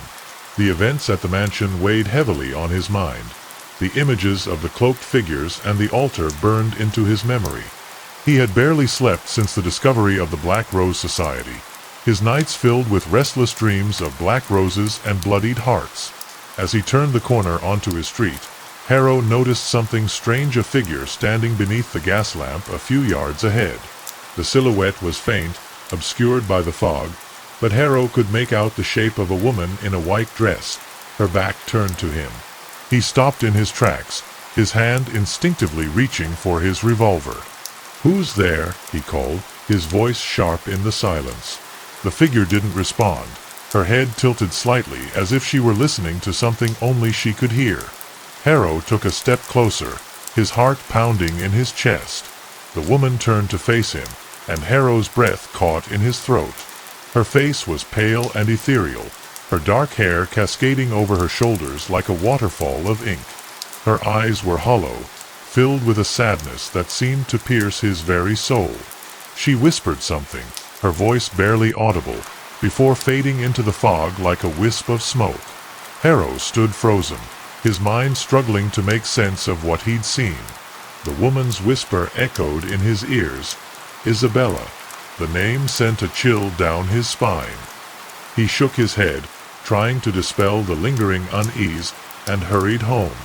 The next morning, Harrow paid a visit to Madame Eloise, a spiritualist known for her ability to commune with the dead. Her parlor was cluttered with trinkets and talismans, the air heavy with the scent of incense and sage. Madame Eloise, a plump woman with kind eyes and a knowing smile, listened intently as Harrow recounted his encounter. "The spirit who visited you is restless," Madame Eloise said, her voice grave. "She is bound to this world by a bond stronger than death. Someone is keeping her here, and she is trying to communicate with you." Harrow frowned. "But why me? I've never met this Isabella." Madame Eloise leaned forward, her gaze piercing. "You are connected to her through the one who keeps her here. Dr. Cross, as you call her, has bound Isabella's spirit to this world through her obsession. You must be careful, Inspector. The line between the living and the dead is thin, and crossing it could have dire consequences." Harrow left the spiritualist's parlor with more questions than answers. The pieces of the puzzle were beginning to fall into place, but the picture they formed was more horrifying than he could have imagined. Dr. Cross's obsession with Isabella wasn't just about bringing her back, it was about binding her to this world, no matter the cost. That night, Harrow found himself drawn back to the mansion in Chelsea. The place was silent now, its windows dark and its gates locked. He stood outside, staring up at the imposing structure, and felt a strange pull, as if the mansion itself were calling to him. As he turned to leave, he noticed something on the ground near the gates, a single black rose, its petals velvety and dark. Harrow picked it up, his fingers brushing against something cold and metallic. Beneath the rose was a locket, its surface tarnished with age. He opened it, and his breath caught in his throat. Inside was a photograph of Isabella, her haunting eyes staring back at him. Chapter 5. The locket's secret. The locket felt heavy in Harrow's hand, its weight more than just physical. The photograph inside was faded, but clear enough to see Isabella's delicate features, her dark hair, her haunting eyes, and the faint smile that seemed to hold a secret. Harrow turned the locket over, his fingers tracing the intricate patterns etched into its surface. There was something familiar about it, something that tugged at the edges of his memory. He brought the locket to Elias Graves, hoping his informant might recognize it. Graves studied the piece carefully, his bushy eyebrows knitting together in thought. "This belongs to the Black Rose Society," he said at last, handing it back to Harrow. "It's a symbol of membership, given to those who've sworn loyalty to their cause. If you found it, you're closer to their secrets than you realize." Harrow's mind raced as he considered the implications. The locket wasn't just a trinket, it was a key, a way into the Society's inner circle. But to use it, he would need to understand its significance. He decided to consult an expert, a historian named Professor Alastair Ward, who specialized in Victorian occult practices. Professor Ward's study was a cluttered haven of books, artifacts, and oddities from every corner of the globe. The man himself was eccentric, with wild silver hair and a pair of spectacles perched precariously on his nose. He took the locket with a gleam in his eye and examined it under a magnifying glass. "This locket is a fascinating piece," Professor Ward said, his voice tinged with excitement. "The design suggests it was crafted in the mid-19th century, likely by a master jeweler. The symbols etched into the back are alchemical in nature, representations of life, death, and rebirth. It's possible the wearer believed it held the power to transcend mortality." Harrow leaned forward, his interest piqued. "Do you think it's connected to the Black Rose Society?" Professor Ward nodded. "Most definitely. The Society was known for its obsession with immortality and the occult. This locket might have been used in their rituals, perhaps as a way to bind a soul to this world. It's a dark and dangerous practice." Harrow thought of Isabella, the spirit he'd seen in the fog, and Madame Eloise's warnings. The locket was more than just a symbol, it was a tool, a means to an end. If he could uncover its secrets, he might be able to stop the Society before they claimed their 7th victim. That evening, Harrow returned to his office and spread out all the evidence he'd gathered so far. The Black Rose Society, the locket, the alchemical symbol, and Dr. Cross, it all connected, but the thread was still frayed. He needed to find a way to tie it all together. As he sat there, lost in thought, a knock sounded at his door. He looked up to see Constable Higgins, a young officer with a knack for solving puzzles. "Inspector," Higgins said, holding up a file. We've identified another victim. A woman found near the Thames, her heart removed. She was discovered this morning. Harrow's heart sank as he took the file. The victim was Lady Margaret Carlyle, a woman of high society. Her death confirmed his worst fears. The society was escalating, and the seventh victim would be the last. As Constable Higgins left, Harrow opened the file and looked at the photograph of Lady Margaret. Her face was serene in death, but Harrow knew the truth. The Black Rose Society was closing in, and he was running out of time. The locket was his only lead, and he needed to follow it no matter the cost. Chapter 6. The seventh victim. The morning dawned grey and cold, the streets of London slick with rain. Harrow stood over the body of Lady Margaret Carlyle. Her lifeless form sprawled on the muddy banks of the Thames. The scene was eerily similar to the previous murders: the surgical precision, the removed heart, and the black rose placed gently on her chest. Harrow's mind raced as he tried to piece together the motive. "She was last seen at the opera, Inspector," Constable Higgins said, consulting his notes. "Her maid reported her missing this morning. There were no signs of struggle, no witnesses, nothing." Harrow nodded, his jaw tight. The society was growing bolder, their methods more refined. They were preparing for something monumental. He knelt beside the body, examining the black rose. Its petals were velvety and dark, its scent faintly metallic. He couldn't shake the feeling that it was a message, a warning of what was to come. As he stood, his eyes caught something glinting in the mud: a locket, identical to the one he'd found at the mansion. He picked it up, his fingers brushing away the dirt to reveal the same alchemical symbols etched into its surface. His heart sank. The locket belonged to Lady Margaret, and its presence confirmed his worst fears. Harrow returned to his office, where he spent hours poring over the evidence.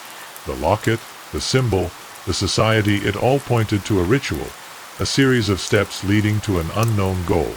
The Black Rose Society was working towards something, and the seventh victim would be the final piece of the puzzle. That evening, Harrow received a message from Dr. Cross, written in her elegant hand. "Meet me at my residence. I have information that may be of use to you." The note was brief, but its implications were clear. Dr. Cross was ready to talk, and Harrow couldn't afford to ignore the opportunity. Outside Dr. Cross's townhouse, the air was heavy with tension. Harrow knocked on the door, his hand hovering near his revolver. The maid answered, her expression unreadable, and led him to the study. Dr. Cross was seated at her desk, her face illuminated by the flickering light of a single lamp. "Inspector," she said, her voice calm but tinged with urgency. "I'm glad you came." Harrow stepped inside, his gaze sweeping the room. The air was thick with the scent of chemicals and old parchment, the walls lined with bookshelves filled with medical texts and occult tomes. On the desk lay a journal, its pages open to a diagram of the alchemical symbol. "What do you know about the Black Rose Society?"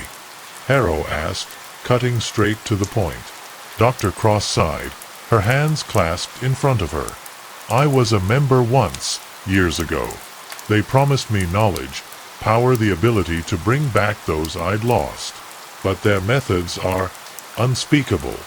I left before they could complete their rituals, but the sins of that time still haunt me." Harrow's eyes narrowed. "And Isabella? Who is she to you?" Dr. Cross's composure faltered, her hands trembling. "She was my sister," she whispered. "I tried to save her, but the society took her from me. They're planning something, Inspector, something that requires the seventh heart. You must stop them." Harrow felt a chill run down his spine. The seventh heart, the final step in the ritual. Dr. Cross's admission confirmed his suspicions, but it also deepened the mystery. The Society's goal wasn't just immortality, it was something far more sinister. Chapter 7. The ritual, the discovery of the seventh victim, came too late. Harrow arrived at the scene just as the clock struck midnight, the air thick with the stench of decay and burning herbs. The body lay on a stone altar in the center of an abandoned church, its walls crumbling and stained with soot. The victim was a young woman, her chest carved open, her heart missing. Harrow's stomach churned as he approached the altar, the flickering light of the candles casting grotesque shadows on the walls. The Black Rose Society had been here, the symbols etched into the floor, the black roses scattered around the altar, and the scent of incense lingering in the air were unmistakable. Constable Higgins hurried to Harrow's side, his face pale. "We've combed the area, Inspector. No sign of the perpetrators, but we found this." He handed Harrow a piece of parchment, its edges singed and its surface covered in scrawled handwriting. Harrow examined the parchment, his eyes narrowing as he deciphered the text. It was a ritual script, detailing the steps for the awakening of the Eternal Gate. The words were cryptic and filled with references to alchemy and the occult, but one phrase stood out: "The seventh heart shall open the way." Harrow's mind raced as he pieced together the clues. The Society's goal wasn't just immortality, it was the opening of a gateway, a portal to something beyond this world. The hearts, the symbols, the rituals, it all led to this moment. "We need to find Dr. Cross," Harrow said, his voice urgent. "She's the key to stopping this before it's too late." Back at Dr. Cross's townhouse, the atmosphere was tense. Harrow found her in her study, her face pale and her hands trembling as she flipped through an ancient tome. She looked up as Harrow entered, her eyes filled with a mixture of fear and determination. "They've begun the ritual," she said, her voice barely above a whisper. "They're planning to open the gate tonight. If we don't stop them, there's no telling what they'll unleash." Harrow stepped closer, his gaze intense. "Where are they meeting?" Dr. Cross hesitated, her lips pressed into a thin line. "There's an old asylum outside the city," she said at last. "It's been abandoned for years, but the Society has been using it as a gathering place. That's where they'll perform the final ritual." Harrow nodded, his mind already formulating a plan. "We need to leave now. If we can get there before they complete the ritual, we might still have a chance." As they made their way to the asylum, the tension between Harrow and Dr. Cross was palpable. She had lied to him, kept secrets, and now they were racing against time to stop a catastrophe of her making. But Harrow knew he needed her knowledge, her connection to the Society, and her understanding of the ritual. Chapter 8. The asylum loomed on the horizon like a shadow, its towering spires and broken windows giving it an air of menace. Harrow and Dr. Cross approached cautiously, the moon casting an eerie glow over the decrepit building. The air was thick with the scent of decay and something unnatural. "This place has been abandoned for decades," Dr. Cross whispered, her voice trembling. "But the Society has been using it for their meetings and rituals. They've turned it into a fortress of their madness." Harrow nodded, his hand resting on the hilt of his revolver. "Stay close," he said. "We don't know what we're walking into." The front doors greeted them with ominous silence. The rotting wood cracked and splintered. Harrow pushed them open, the hinges creaking loudly in the stillness. Inside, the air was cold and damp, the walls covered in peeling paint and strange symbols drawn in what looked like blood. "The ritual room is in the basement," Dr. Cross said, leading the way. "There's an old chapel they've repurposed for their ceremonies. That's where they'll be." The stairs leading to the basement were rickety and treacherous, each step groaning under their weight. As they descended, the air grew colder, and the symbols on the walls became more intricate and unsettling. Harrow could feel the weight of the place pressing down on him, a sense of foreboding that made his skin crawl. At the bottom of the stairs, they found themselves in a long, narrow hallway. At the end was a heavy wooden door, its surface carved with the same alchemical symbols Harrow had seen on the locket. The faint sound of chanting drifted through the cracks, a haunting melody that sent a chill down Harrow's spine. "They've already started," Dr. Cross whispered, her face pale. "We have to stop them before it's too late." Harrow nodded and pushed the door open just enough to peer inside. The room beyond was vast and dimly lit, the walls lined with candles that cast flickering shadows on the stone floor. In the center of the room stood a stone altar, surrounded by cloaked figures chanting in unison. On the altar lay the seventh heart, its surface glistening in the candlelight. The symbols etched into the floor glowed faintly, a pulsating light that seemed to come from within the heart itself. The air was thick with the scent of incense and something metallic, the atmosphere heavy with anticipation. "Stay behind me," Harrow whispered to Dr. Cross. "We need to disrupt the ritual before they complete it." As they stepped into the room, the chanting grew louder, the figures' voices rising in a crescendo of madness. Harrow's heart pounded in his chest as he raised his revolver, his finger hovering over the trigger. The fate of the world rested on what happened next, and failure was not an option. Chapter 9. The room fell silent as Harrow stepped into the light, his revolver trained on the cloaked figures. The chanting ceased, and the figures turned to face him, their faces hidden beneath hoods but their malice palpable. Dr. Cross hovered behind him, her breathing shallow and her hands clutching an ancient journal. "It's over," Harrow declared, his voice steady despite the tension in the air. "Surrender now, and this ends here." One of the figures stepped forward, his voice low and dripping with menace. "You're too late, Inspector. The gate is already opening. The seventh heart has fulfilled its purpose." Harrow's eyes darted to the altar, where the heart pulsed with an unnatural light. The symbols on the floor glowed brighter, the air around them shimmering like heat waves on a summer's day. A low hum filled the room, growing louder with each passing second. "We have to destroy the heart," Dr. Cross whispered urgently. "If the gate opens, there's no telling what will come through." Harrow nodded, his finger tightening on the trigger. But before he could act, the figures surged forward, their movements swift and deliberate. Harrow fired, the shot echoing through the chamber as one of the figures crumpled to the ground. Chaos erupted as the remaining figures closed in, their hands reaching for weapons concealed beneath their cloaks. Harrow fired again, taking down another figure, but there were too many of them. Dr. Cross darted toward the altar, her hands trembling as she fumbled with the journal. "It's a reversal ritual," she called out, her voice barely audible over the din. "If I can complete it, I can close the gate." Harrow fought his way toward her, his revolver empty and his fists flying as he grappled with the figures. The air around him grew hotter, the shimmering space above the altar rippling with energy. He could feel the pull of it, a force that threatened to drag him into the unknown. Dr. Cross began chanting, her voice steady as she recited the words from the journal. The symbols on the floor flickered, their light dimming slightly as the reversal ritual took effect. But the figures weren't about to let her succeed. One of them lunged at her, a dagger glinting in their hand. Harrow intercepted the attack, tackling the figure to the ground and wrenching the dagger from their grasp. He turned to Dr. Cross, his voice urgent. "Hurry!" The gate pulsed violently, the light from the heart growing brighter until it was almost blinding. Dr. Cross's chanting reached a crescendo, her voice ringing out above the chaos. With a final, deafening boom, the light exploded, casting the room into darkness. Chapter 10. The aftermath. When the light faded, the room was plunged into silence.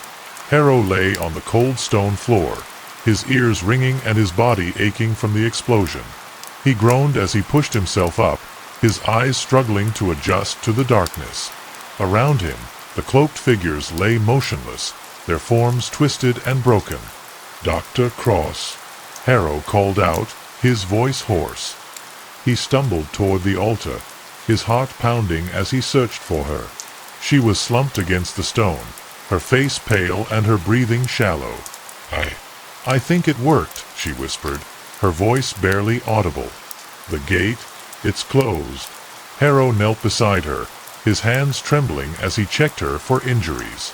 There was a deep gash on her arm, the blood staining her sleeve, but she seemed otherwise unharmed. "Can you stand?" he asked, his voice filled with relief. Dr. Cross nodded weakly, leaning on Harrow as he helped her to her feet. The room was in chaos, the symbols on the floor had faded, the candles extinguished, and the heart on the altar crumbled to ash. The gate was gone, but the cost of stopping it weighed heavily on them both. "We need to get out of here," Harrow said, his tone urgent. "This place is unstable, and we don't know if any of them survived." They made their way back up the stairs, the asylum creaking and groaning around them as if it were alive. Outside, the first light of dawn was breaking over the horizon, the sky painted in shades of pink and gold. The nightmare was over, but the scars it had left would remain. Back in the safety of the city, Harrow and Dr. Cross sat in his office, the weight of what they had endured hanging heavy in the air. The Black Rose Society was dismantled, its members dead or captured, but the events of the past weeks had changed them both. "What happens now?" Dr. Cross asked, her voice quiet as she stared into the fire. "The society is gone, but the knowledge they sought, the rituals, the symbols, it's still out there. Someone else could try to use it." Harrow sighed, leaning back in his chair. "We'll do everything we can to destroy what's left," he said. "But you're right. The danger isn't over. We'll need to be vigilant." Dr. Cross nodded, her expression resolute. "Then I'll help you. I owe it to Isabella, to all the lives that were lost." Harrow looked at her, a small smile tugging at the corners of his lips. Despite everything they had been through, there was a sense of hope, a belief that, together, they could face whatever came next. The Black Rose Society was gone, but their fight against the darkness was far from over. The Vanishing Veil. Chapter 1. The first veil. The snow fell in thick, silent waves, blanketing the town of Blackthorn in an eerie stillness. From the window of her rented car, Eleanor Blake Nora, to her few friends, gazed out at the landscape she hadn't seen in years. The town looked like something out of a forgotten postcard, its quaint houses frosted with snow, smoke curling lazily from chimneys. But beneath the picturesque veneer, there was something unsettling about the way the trees seemed to lean inward, their skeletal branches clawing at the gray sky. Nora tightened her grip on the steering wheel, her breath fogging up the cold glass. She hadn't planned on coming back, not after everything that had happened, but the story was too big to ignore. The disappearance of Clara and James Hayes had made national news. Young, beautiful, and deeply in love, they'd vanished on their wedding night, their car found abandoned on the outskirts of town. What haunted Nora most was the photograph of Clara's face, radiant in her wedding dress, her eyes alight with joy that Nora hadn't felt in years. The image stuck with her as she drove through the snow-covered streets, the weight of the assignment settling on her shoulders. She could almost hear her editor's voice, sharp and impatient. "Get me something big, Nora. This could be the story of the year." The Blackthorn Gazette office was exactly as she remembered it, a squat brick building with a faded sign that creaked in the winter wind. Inside, the air smelled of ink and old paper, the faint hum of a typewriter echoing down the hall. Nora flashed her press pass at the receptionist, a young woman with wide, nervous eyes, and made her way to the editor's office. Harold Graves was a barrel of a man with a booming laugh and a temper to match, but today his face was uncharacteristically grave. "Nora," he said, rising to shake her hand. "Glad you could make it. I take it you've seen the news." They sat across from each other, the air thick with tension. Harold slid a file across the desk, its edges worn and curling with age. "This isn't the first time something like this has happened," he said, his voice low. "Every 10 years, on the dot, a couple vanishes.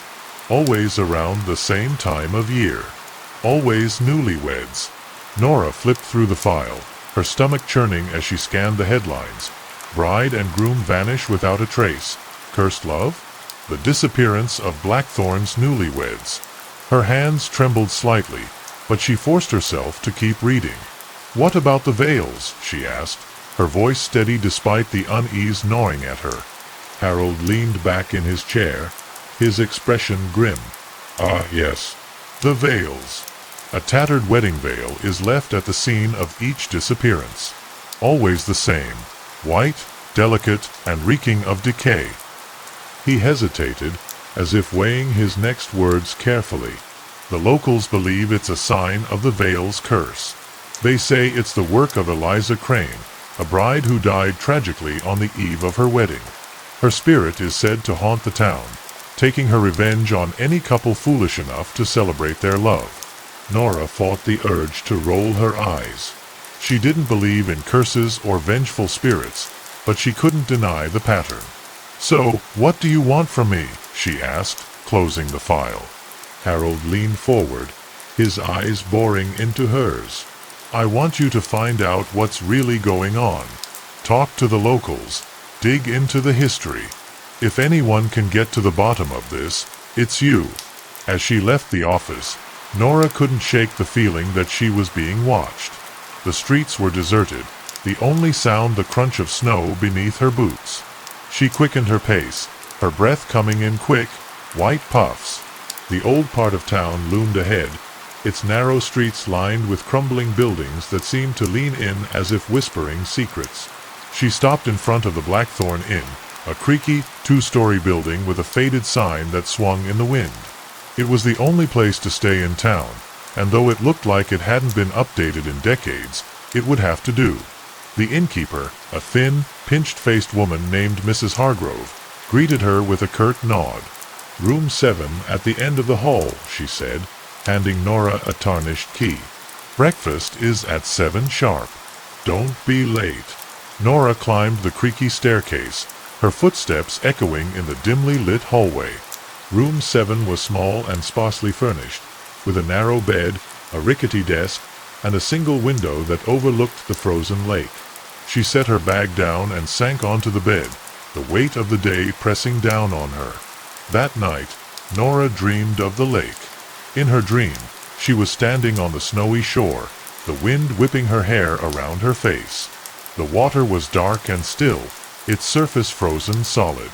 But as she watched, cracks began to spiderweb across the ice, and a pale hand reached up from the depths, clutching a tattered wedding veil.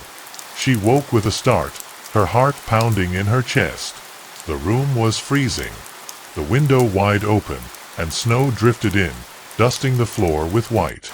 Nora got up to close the window, her hands shaking. As she reached for the latch, she noticed something on the windowsill, a single white rose, its petals glistening with frost. She picked it up, her breath catching in her throat. It was beautiful, but there was something off about it. The petals were too white, too perfect, and the thorns were sharp enough to draw blood. She set it aside, her mind racing. It had to be a prank, she told herself. It had to be. The next morning, Nora headed to the cafe on Main Street, hoping to catch up with some of the locals. The place was warm and inviting, the smell of fresh coffee and baked goods filling the air. She found a table by the window and ordered a black coffee, discreetly observing the other patrons. There was an old man sitting at the counter, his grizzled face partially hidden by a battered hat. Two women whispered to each other in the corner, their eyes darting nervously in her direction. Nora took a sip of her coffee, steeling herself. She wasn't here to make friends or win a popularity contest. She was here to do a job, and she wasn't going to let anything or anyone stand in her way. The bell above the door jingled, and she looked up, her heart skipping a beat. There, standing in the doorway, was a man. He was tall and broad-shouldered, his dark hair slicked back from his face. But it was his eyes that caught her off guard. They were a piercing icy blue, as cold and unyielding as the frozen lake. For a moment, their gazes locked, and Nora felt a shiver run down her spine. Chapter 2. A town's dark secret. The man from the cafe lingered in Nora's thoughts as she walked through the snow-covered streets. His icy gaze had left her unsettled, a feeling she couldn't quite shake. She decided to start her investigation at the Blackthorn Historical Society, a small, ivy-covered building tucked away on a side street. Inside, the air was thick with the scent of old books and dust. A frail, elderly woman with silver hair and round glasses sat behind a cluttered desk, her fingers hovering over a typewriter. She looked up as Nora entered, her expression one of mild curiosity. "Can I help you?" the woman asked, her voice soft but steady. Nora introduced herself, explaining that she was researching the town's history for an article. The woman's eyes narrowed slightly, as if she could sense the underlying intent behind Nora's words. "I'm Margaret," she said finally, rising from her chair. "I've been the curator here for, longer than I care to admit. What exactly are you looking for?" Nora hesitated, unsure how much to reveal. "I'm interested in the Crane family," she said carefully. "Specifically, the story of Eliza Crane."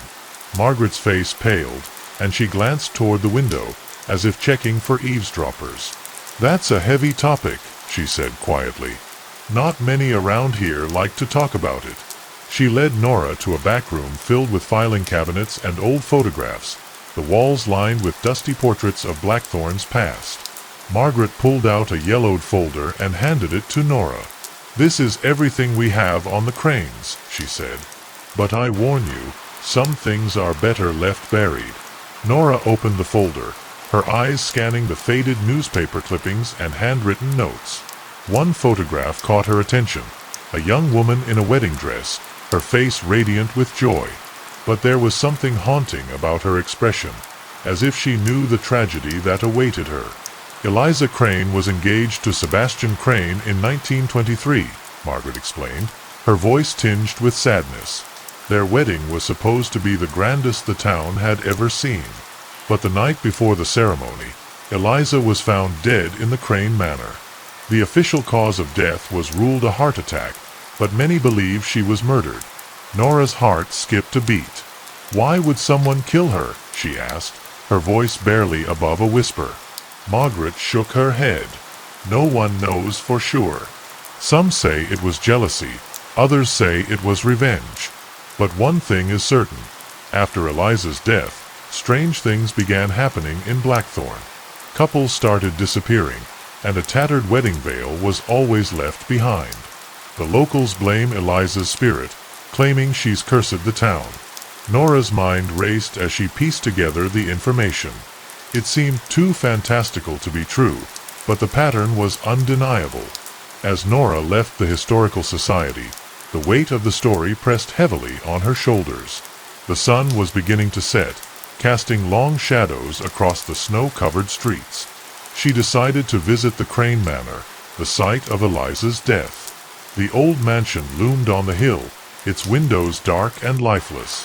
Nora hesitated at the gate, her breath visible in the cold air. The house was imposing, its once grand facade now crumbling and overgrown with ivy. She pushed open the creaky gate and made her way up the overgrown path, her boots crunching in the snow. The front door was massive, its wood warped with age. She reached for the knocker, but before she could use it, the door creaked open on its own. A cold draft seeped out, carrying with it the faint scent of roses and decay. Nora stepped inside, her heart pounding in her chest. The interior of the manor was as grand as it was eerie. The walls were lined with faded tapestries, and a grand staircase swept up to the second floor. Dust motes floated in the dim light filtering through the cracked windows. Nora moved cautiously, her footsteps echoing in the vast emptiness. She could feel the weight of the house's history pressing down on her, as if the walls themselves were watching. She found herself drawn to the ballroom, its ornate chandelier hanging precariously from the ceiling. The room was filled with old furniture covered in dusty sheets, and a grand piano sat in the corner, its keys yellowed and cracked. Nora ran her fingers along the piano, her mind conjuring images of the lavish parties that must have taken place here. But the air in the room felt heavy, almost suffocating, as if it held the memory of something terrible.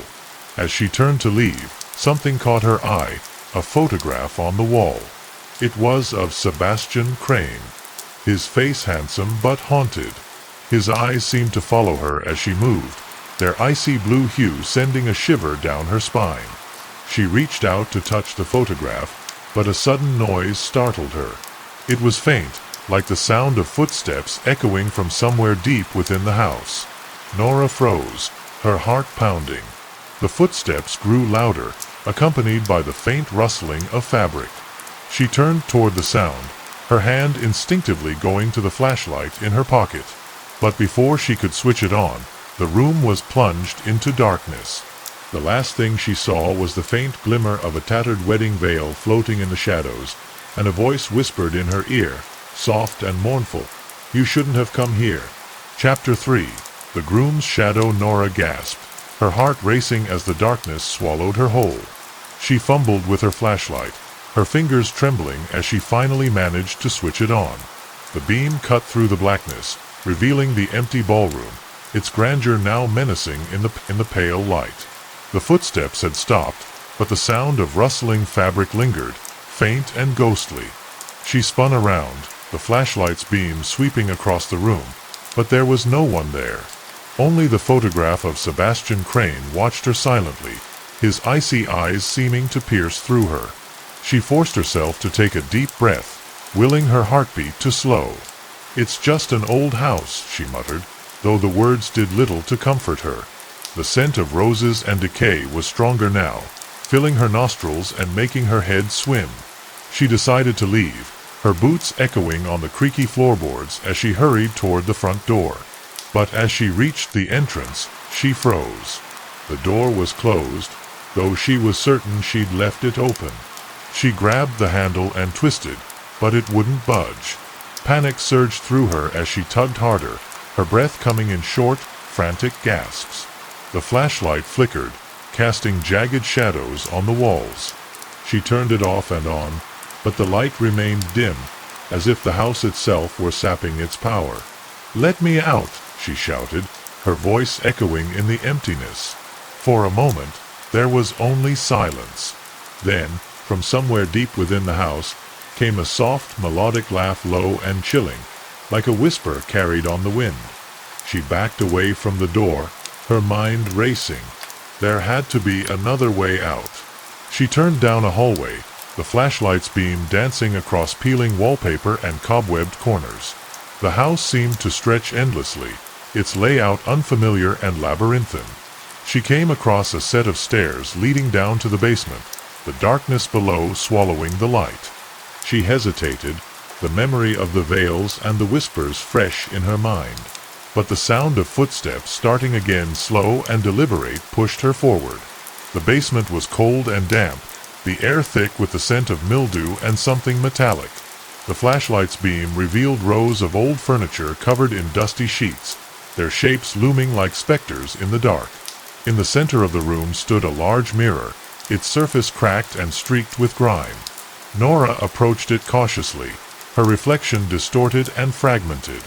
She reached out to touch the glass, but a voice stopped her cold. "You shouldn't be here," the voice said, deep and resonant, carrying an edge of warning.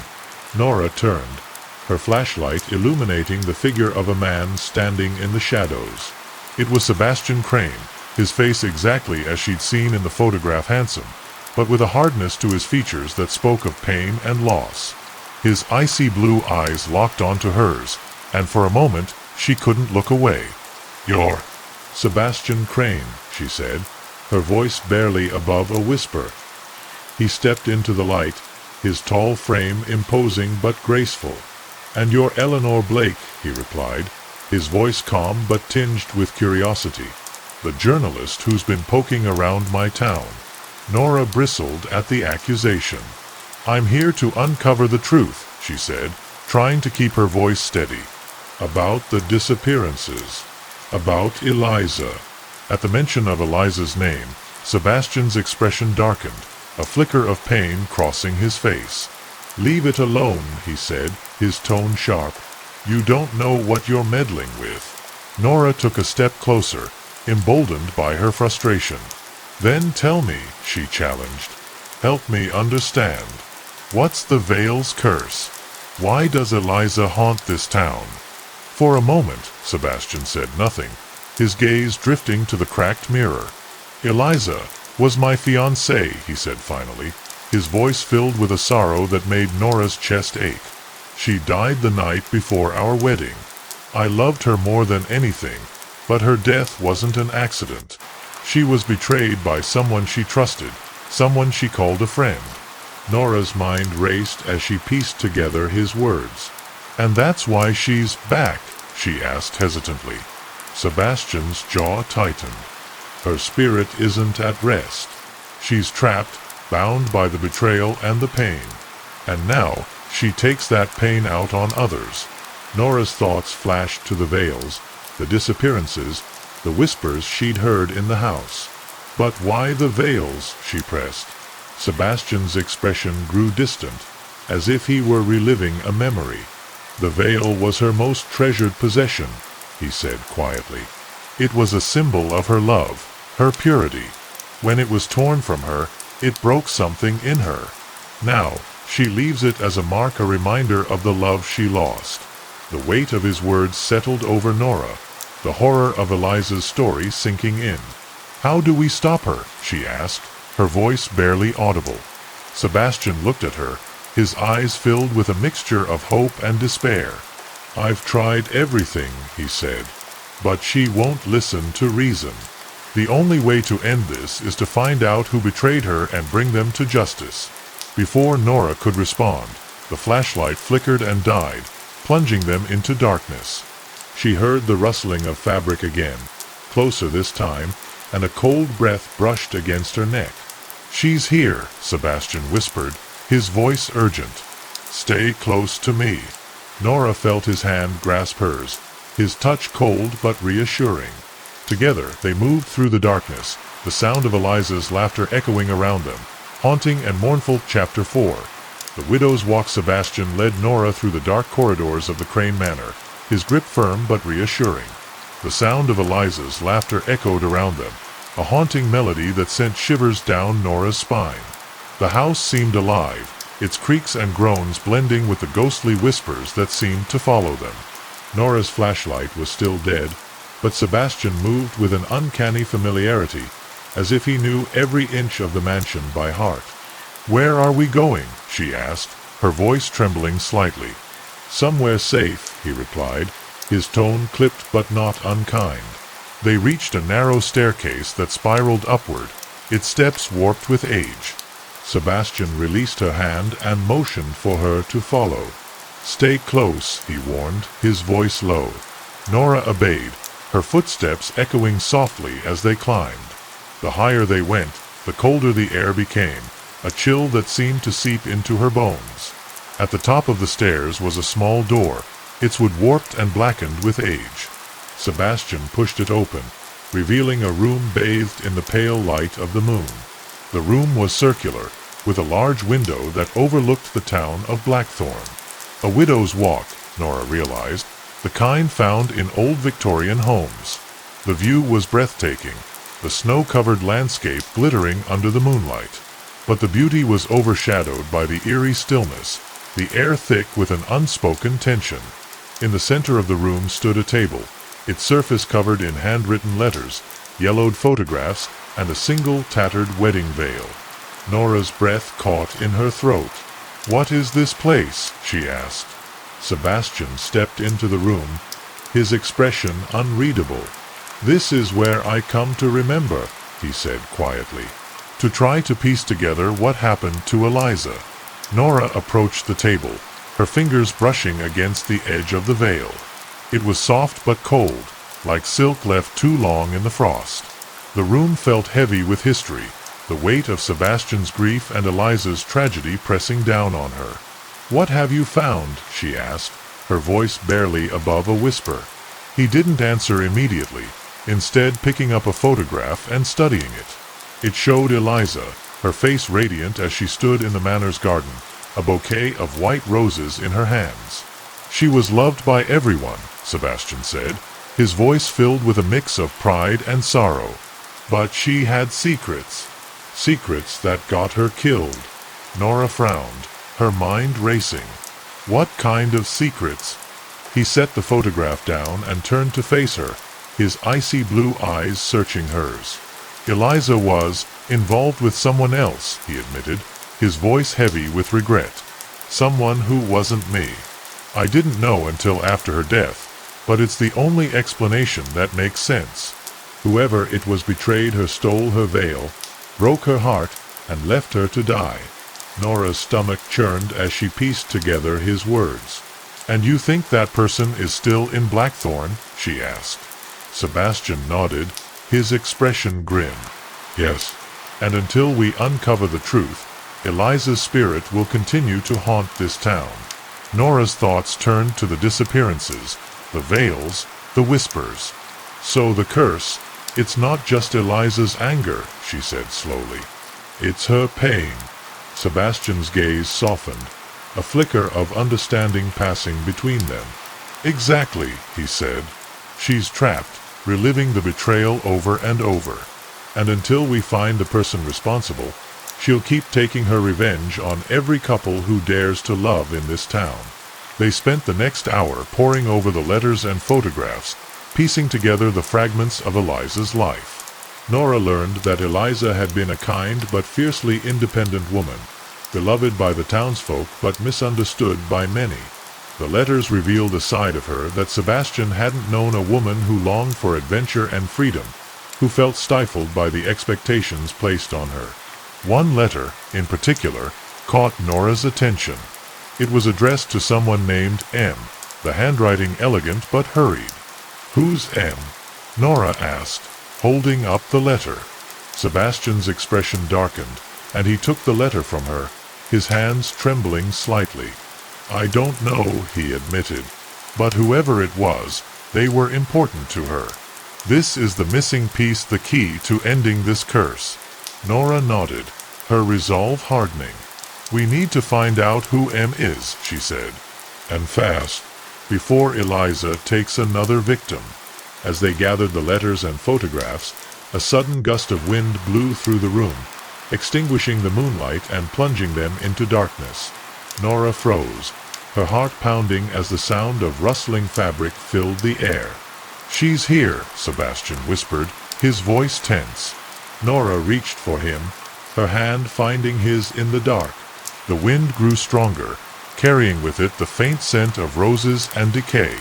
A cold breath brushed against Nora's cheek, and she gasped, her grip on Sebastian tightening. "Eliza," he said, his voice firm but gentle, "we're trying to help you. Please, let us." For a moment, there was only silence. Then, a voice whispered in the darkness, soft and mournful, "Find them. Bring them to me." The wind died as suddenly as it had started, the moonlight returning to the room. Nora exhaled shakily, her legs trembling beneath her. "Did you hear that?" she asked. Sebastian nodded, his expression grim. "We don't have much time," he said, glancing out the window at the town below. "The next disappearance is coming. We need to find M before it's too late." Nora nodded, her mind racing as they gathered the letters and prepared to leave the room. As they descended the staircase, she couldn't shake the feeling that they were being watched, that Eliza's spirit was with them, guiding them toward the truth. But whether that truth would bring peace or unleash greater horror, she didn't yet know. Chapter 5. The letter's clue. The morning sun cast a pale, watery light over Blackthorn as Nora and Sebastian made their way to the town's old post office. The building was a relic of another era, its brick facade weathered and its windows fogged with grime. Inside, the air smelled of dust and old paper, the faint hum of a heater providing the only warmth. The postmaster, a thin man with a perpetual scowl, looked up from his desk as they entered. "Can I help you?" he asked, his tone curt and unwelcoming. Sebastian stepped forward, his presence commanding despite his calm demeanor. "We're looking for information about someone who lived here in the 1920s, he said. "A person who went by the initial M." The postmaster's scowl deepened, and he shook his head. "Records from that long ago are probably gone," he said. "But if they're not, they'd be in the storage room down the hall. Help yourself." He waved them off, clearly uninterested in their inquiry. They followed his directions to the storage room, a cramped space filled with boxes and filing cabinets. The air was thick with dust, and Nora stifled a sneeze as they began their search. "This might take a while," she said, pulling open a drawer filled with yellowed envelopes and faded receipts. Sebastian nodded, his expression focused as he started on the opposite side of the room. Hours passed as they sifted through the records, their hands growing black with grime. Nora's back ached from bending over, and her eyes strained from squinting at the faded handwriting. Just as she was about to suggest they take a break, she found it a letter addressed to M. Hargrove. Her heart leaped as she pulled it out, the paper fragile and brittle with age. "Sebastian," she called, her voice trembling with excitement. "I think I've found something." He hurried over, his eyes widening as he saw the letter. Together, they carefully unfolded it, the words spilling out in Eliza's elegant handwriting. "Dearest M," it began, "I cannot wait to see you tonight. The garden, as always. Bring the veil, it's the only thing that gives me hope. Yours forever, Eliza." Nora's breath caught in her throat. "M. Hargrove," she said, her mind racing. Could it be Mrs. Hargrove? The innkeeper? Sebastian's expression darkened, and he nodded slowly. "It makes sense," he said. "The inn has been in the Hargrove family for generations. If anyone knew Eliza's secrets, it would be her." Nora's thoughts turned to the cold, pinched-faced woman who had greeted her at the inn. There had been something about her, something that hadn't sat right with Nora. "We need to talk to her," she said, her voice firm. They arrived at the inn just as the sun was beginning to set, the building's shadow stretching long and dark across the snowy yard. Mrs. Hargrove was in the dining room, setting the table for breakfast, her movements brisk and efficient. She looked up as they entered, her expression instantly guarded. "What do you want?" she asked, her tone sharp. Sebastian stepped forward, his voice calm but firm. "We need to talk to you about Eliza Crane," he said. Mrs. Hargrove froze, her hands tightening around a fork. For a moment, she said nothing, her face a mask of cold indifference. Then, she set the fork down and crossed her arms. "What about her?" she asked, her voice clipped. Nora held up the letter, her eyes locked on Mrs. Hargrove's face. "We found this," she said. "It's addressed to M. Hargrove. We think it's you. You were close to Eliza, weren't you?" Mrs. Hargrove's expression didn't change, but her hands trembled slightly, betraying her emotions. "What if I was?" she asked, her voice low and defensive. Sebastian's patience seemed to wear thin, and he took a step closer. "We need to know the truth," he said, his voice firm. "Who betrayed her? Who took her veil?" Mrs. Hargrove's face twisted with anger, and she slammed her hand on the table. "You think you're the first to ask me that?" she snapped. "You think I haven't been haunted by her death every day of my life?" Nora was taken aback by the sudden outburst, but she pressed on. "If you know something, you need to tell us," she said. "For Eliza's sake. For the sake of this town." Mrs. Hargrove's shoulders sagged, and she sank into a chair, her face pale and drawn. "It wasn't me," she said finally, her voice barely audible. "But I know who it was. And if I tell you, it'll ruin everything." The room fell silent, the weight of her words hanging in the air.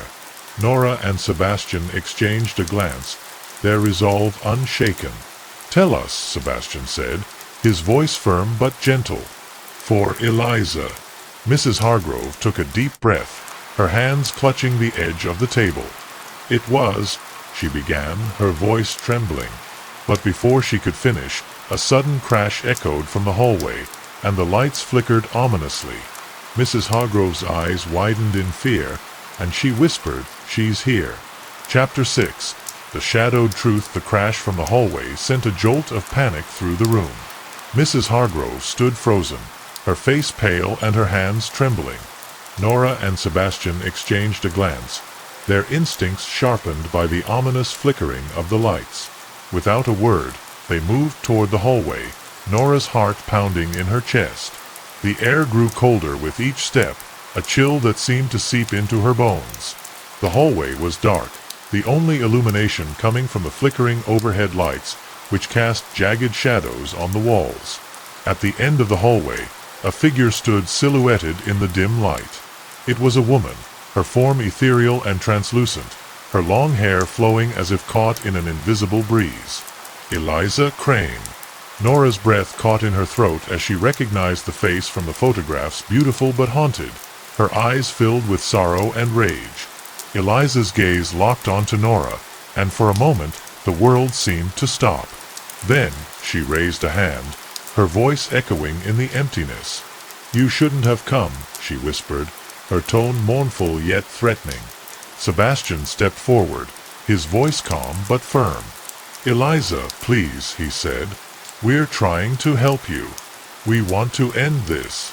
Eliza's expression softened for a moment, a flicker of pain crossing her face. But then her features hardened, and the room grew colder, the air thick with her anger. "Help me," she repeated, her voice rising. "No one helped me. Not when I needed it most." Her form shimmered, and suddenly she was gone, the hallway empty once more. Nora turned to Sebastian, her mind racing. "She's not going to listen," she said. "Not until we give her what she wants." Mrs. Hargrove appeared in the doorway, her face pale but resolute. "You're right," she said, her voice trembling. "And I'm the only one who can tell you the truth." She gestured for them to follow her back to the dining room, where she sank into a chair, her hands clasped tightly in her lap. "Eliza and I were close," Mrs. Hargrove began, her voice quiet but steady. "Closer than anyone knew. She trusted me with her secrets, her fears, her dreams, her affair." Nora's eyes widened, and she exchanged a glance with Sebastian. "An affair?" he asked, his voice tinged with disbelief. Mrs. Hargrove nodded, her expression grim. "Yes, with a man named Thomas Blackwood. He was a traveler, passing through Blackthorn. Eliza fell for him, and he used her." Nora's mind raced as she pieced together the story. "Thomas Blackwood," she repeated. "What happened to him?" Mrs. Hargrove shook her head, her eyes filled with regret. "He disappeared after Eliza's death. No one ever saw him again. But before he left, he took something from her, something she cherished." Nora's heart sank as she realized. "The veil," she said. Mrs. Hargrove nodded, her hands trembling. "Yes, he took it, and with it, her trust, her hope, her life." The weight of the truth settled over the room, the silence broken only by the faint hum of the heater. Sebastian's face was a mask of pain and anger, his hands clenched into fists. "He's the reason she's like this," he said, his voice low and dangerous. "He's the one who betrayed her." Mrs. Hargrove nodded again, her eyes brimming with tears. "I tried to stop it," she whispered, "but I was too late. And now she's trapped, reliving her pain over and over." Nora's mind raced as she tried to process the information. "We need to find Thomas Blackwood," she said, her voice firm. "We need to bring him to her." Mrs. Hargrove shook her head, desperation in her eyes. "You don't understand. He's gone. No one's seen him in years. He might even be dead." But before anyone could respond, the lights flickered again, and the room grew colder. Eliza's voice echoed, soft and mournful. "Bring him to me," she whispered. Sebastian stood, his expression resolute. "We'll find him," he said, his voice filled with determination. "Wherever he is, we'll bring him to you." The room fell silent, the air heavy with the weight of Eliza's presence. Nora glanced at Mrs. Hargrove, who nodded shakily. "There's an old cabin in the woods," she said. "He used to stay there when he visited. It's a long shot, but it's all I know." Without another word, Nora and Sebastian left the inn, the cold night air biting at their skin. The woods loomed ahead, their dark, tangled branches casting eerie shadows in the moonlight. Nora's flashlight cut through the darkness as they walked, her heart pounding with each step. The cabin wasn't far, but the journey felt endless, the weight of their mission pressing down on them. When they finally reached the cabin, it was little more than a crumbling structure, its roof sagging and its windows shattered. The door hung crookedly on its hinges, creaking in the wind. Nora hesitated at the entrance, her instincts screaming at her to turn back. But Sebastian stepped forward, his resolve unshaken. Together, they pushed open the door and stepped inside. The interior was dark and musty, the air thick with the scent of decay. Old furniture lay scattered and broken, and the floor was littered with debris. But what caught Nora's attention was the table in the center of the room, a table covered in dusty papers, and on top of them, a tattered wedding veil. Her breath caught in her throat as she approached it, her hands trembling. "We found it," she whispered. But before she could touch it, a voice echoed from the shadows, a voice that was not Eliza's. "You shouldn't have come here." Chapter 7. The betrayers returned. The voice from the shadows sent a chill down Nora's spine, and she froze, her hand hovering inches from the tattered veil.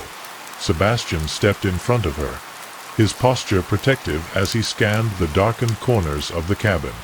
"Who's there?" he demanded, his voice firm but edged with tension. A figure emerged from the shadows, his movements slow and deliberate. He was a man in his late 40s, his face weathered but still handsome, his eyes sharp and calculating. Nora instantly knew who he was: Thomas Blackwood. "You shouldn't have come here," Thomas repeated, his voice low and cold. He stepped further into the light, his gaze flickering between Nora and Sebastian. There was something dangerous in his eyes, a hardness that made Nora's stomach twist.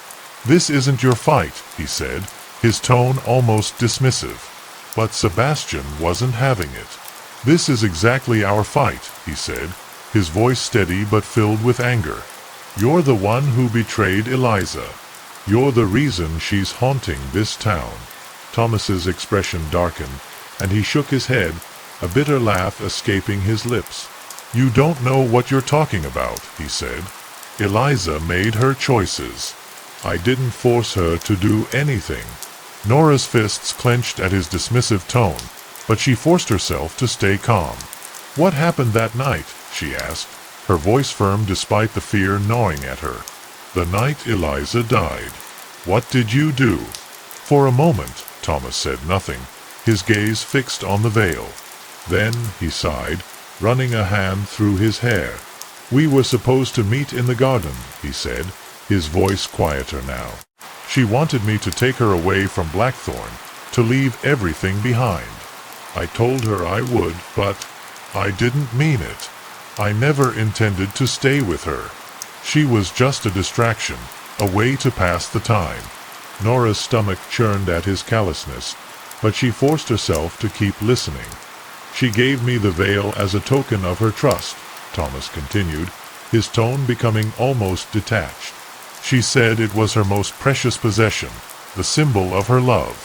I took it, not because I cared, but because I knew it would hurt her. I thought she'd forget about me, move on. But she didn't. She came looking for me that night, and when I told her the truth, she couldn't handle it." Nora's heart ached as she pieced together the story, the tragedy of Eliza's betrayal unfolding in her mind. "You killed her," she said, her voice trembling with anger. "You broke her heart, and it killed her." Thomas shook his head, his expression hardening. "I didn't lay a hand on her," he said. "She made her choice. She walked into the river, and she didn't come back." Nora's breath caught in her throat, the horror of it all sinking in. Sebastian stepped forward, his fists clenched and his jaw tight. "You're a coward," he said, his voice low and dangerous. "You destroyed her, and now you're hiding here, pretending none of it happened. But Eliza's spirit is still here, and she's not at peace because of you." Thomas's eyes flashed with anger, and he took a step closer to Sebastian. "You think I care about her ghost?" he snapped. "Let her haunt this town forever. It's not my problem." Nora's mind raced as she tried to figure out what to do. They had found Thomas, but getting him to face Eliza's spirit was another matter entirely. She glanced at the veil, its tattered edges fluttering slightly in the cold air. "We need to take him to her," she said, her voice firm. "He's the only one who can end this." Sebastian nodded, his eyes never leaving Thomas. "You're coming with us," he said, his tone leaving no room for argument. Thomas laughed, a bitter, mocking sound. "You think you can force me?" he asked. "You're out of your depth." But before anyone could react, the cabin's door slammed shut, the sound echoing like a gunshot. The air grew colder, and the lights flickered before going out completely. Nora's flashlight died, plunging them into darkness. A soft, mournful whisper filled the room, a voice that sent chills down Nora's spine. "Thomas," Eliza's voice called, filled with pain and longing. Thomas froze, his cocky demeanor crumbling as fear flickered across his face. "No," he whispered, backing away from the source of the voice. "This isn't real. You're not here." But Eliza's presence was undeniable, her ghostly form appearing in the center of the room. Her eyes locked onto Thomas, filled with sorrow and rage. "You betrayed me," she said, her voice trembling. "You took everything from me." Thomas stumbled backward, his hands raised as if to ward her off. "I didn't mean to," he said, his voice shaking. "I didn't know it would end like this." Eliza's form shimmered, and she moved closer, her hand reaching out as if to touch him. "Do you know what it's like?" she whispered, her voice filled with pain. "To love someone so completely, only to have them destroy you?" Thomas flinched, his bravado gone as he stared at her, his face pale and drawn. I'm sorry," he stammered, his voice barely audible. But Eliza's expression hardened, and the room grew colder, the shadows deepening around them. Sebastian grabbed Nora's arm, pulling her toward the door. "We need to go," he said, his voice urgent. "This is between them now." Nora hesitated, her heart aching for Eliza but knowing there was nothing more they could do. Together, they pushed open the door and stumbled into the cold night air, leaving Thomas to face the consequences of his betrayal. As they walked away, the sound of Eliza's mournful cries echoed behind them, a haunting reminder of the pain she had endured and the justice she sought. Chapter 8. The Vale's redemption. The walk back to Blackthorn was silent and heavy, the weight of what they'd witnessed pressing down on Nora and Sebastian. The Vale, now carefully wrapped in Nora's jacket, felt like a burden, a tangible connection to Eliza's pain and betrayal. The town was eerily quiet, the streets empty and the windows dark, as if the residents sensed the storm brewing. Nora glanced at Sebastian, his face grim but determined. "What now?" she asked, her voice soft but steady. "We bring the Vale to Eliza," he said, his tone resolute.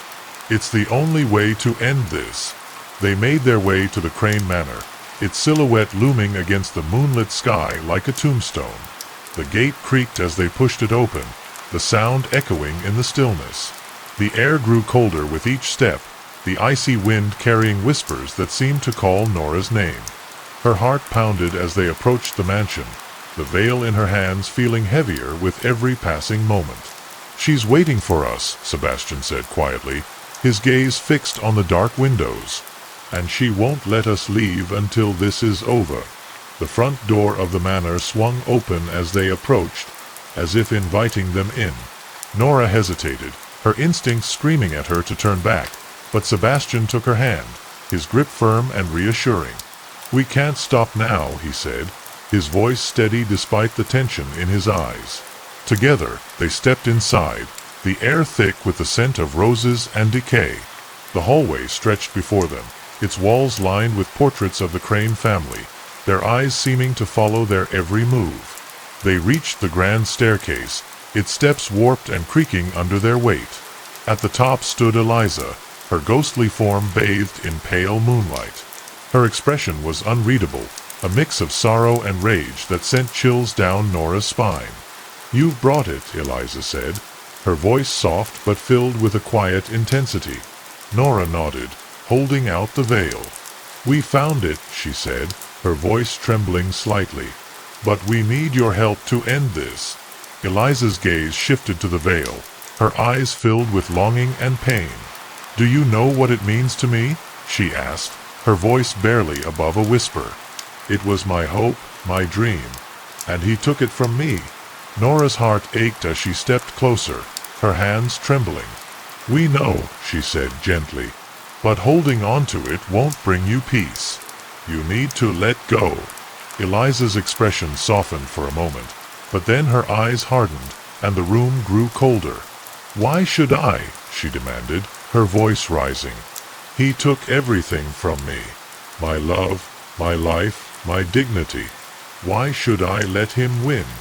Sebastian stepped forward, his voice calm but firm. "He didn't win, Eliza," he said. "He's gone. He faced your wrath, and now it's time for you to find peace." Eliza's form shimmered, and she looked away, her eyes filled with tears. "But I don't know how," she whispered, her voice breaking. "I don't know how to forgive, how to move on." Nora's heart ached for her, and she took another step closer, the veil still in her hands. "You don't have to forgive him," she said gently. "But you have to let go of the pain. For yourself. For the people who care about you." Eliza's gaze met hers, and for a moment the room fell silent, the air thick with unspoken emotions. Then, slowly, Eliza reached out, her ghostly hand hovering over the veil. "Promise me," she said, her voice trembling. "Promise me this will end it." Nora nodded, her eyes filling with tears. "We promise," she said, her voice firm despite the lump in her throat. Eliza hesitated for a moment longer, then closed her eyes, her hand finally touching the veil. A soft glow spread through the room, the air warming as the veil began to disintegrate, its tattered edges dissolving into a shimmering mist. Eliza's form began to fade, her expression peaceful for the first time since they'd met her. "Thank you," she whispered, her voice filled with gratitude. "Thank you for setting me free." As the last remnants of the veil disappeared, Eliza's ghostly form dissolved into the light, her presence fading into the ether. The room fell silent, the air warm and still once more. Nora sank to her knees, tears streaming down her face as the weight of it all hit her. Sebastian knelt beside her, his hand on her shoulder, his own eyes filled with emotion. "It's over," he said quietly. "She's at peace." But as they sat there, the sound of footsteps echoed through the manor, slow and deliberate. Nora and Sebastian exchanged a glance, their relief turning to unease as they stood. The footsteps grew louder, closer, and then a figure emerged from the shadows, Thomas Blackwood. His face was pale and drawn, his eyes filled with fear and regret. "It's not over," he said, his voice trembling. "She's not gone. I can still feel her." Sebastian stepped forward, his expression hard. "You made your choice," he said, his voice cold. "You'll live with the consequences." Thomas shook his head, desperation in his eyes. "But I'm sorry," he said. "I didn't know. I didn't realize what I'd done." Nora looked at him, her heart torn between pity and anger. "Sometimes it's too late for sorry," she said softly. "Eliza paid the price for your mistakes. Now it's your turn." As if in response, the air grew colder, and a faint whisper echoed through the manor. Eliza's voice, soft and mournful. Thomas's face paled, and he backed away, his hands trembling. "Please," he whispered, his voice breaking. "Don't leave me with her." But before anyone could respond, the air around him shimmered, and Eliza's ghostly form appeared once more, her eyes filled with a quiet, unrelenting justice. "Goodbye, Thomas," she whispered, her voice filled with finality. And then, with a soft gust of wind, they were gone. Chapter 9. The final confrontation. The silence that followed Eliza's departure was heavy, the air still charged with an unspoken tension. Nora and Sebastian stood frozen in the grand hall of the Crane Manor, their breaths visible in the cold air. The absence of Eliza's spirit should have brought relief, but instead, a deep unease settled over them. "She's gone," Nora whispered, her voice barely audible. "But something doesn't feel right." Sebastian nodded, his eyes scanning the shadows as if expecting something to emerge. "The curse isn't broken," he said grimly. "Not yet. We're missing something." As if in response to his words, the manor began to tremble, the walls creaking and the floorboards groaning under the strain. The air grew colder, and a faint, mournful wail echoed through the halls. Nora's heart raced as she clutched Sebastian's arm, her instincts screaming at her to run. "What's happening?" she asked, her voice trembling. Sebastian's jaw tightened, and he shook his head. "The veil was only part of it," he said. "We have to uncover the rest before it's too late." They hurried through the manor, their footsteps echoing in the eerie silence. The portraits on the walls seemed to watch them, their eyes filled with a grim knowingness. Nora's mind raced as she tried to piece together the clues. "Eliza's diary," she said suddenly. "She wrote about a hidden room in the manor. Maybe there's something there, something we missed." Sebastian nodded, his expression determined. "Let's find it." They retraced their steps to Eliza's bedroom, the room still bathed in an unnatural cold. The diary was where they'd left it, its pages filled with her elegant handwriting. Nora flipped through it quickly, her eyes scanning the entries for any mention of a hidden room. "Here," she said, pointing to a passage. "She mentions a secret place beneath the stairs, a place where she kept her most precious things." Sebastian's eyes lit up, and they hurried back to the grand staircase, their hearts pounding with anticipation. Beneath the stairs, they found a small, concealed door, its edges hidden by the ornate woodwork. Sebastian knelt and pried it open, revealing a narrow, dusty staircase that led downward. Nora hesitated, her instincts screaming a warning, but Sebastian took her hand, his grip firm. "We have to see this through," he said, his voice steady. "For Eliza. For Blackthorn." Together, they descended into the darkness, the air growing colder with each step. The hidden room was small and dimly lit, its walls lined with shelves filled with trinkets and keepsakes. In the center of the room stood a pedestal, and on it rested a small, ornate box. Nora's breath caught as she approached it, her hands trembling. "This has to be it," she whispered. Sebastian nodded, his eyes fixed on the box. "Open it," he said softly.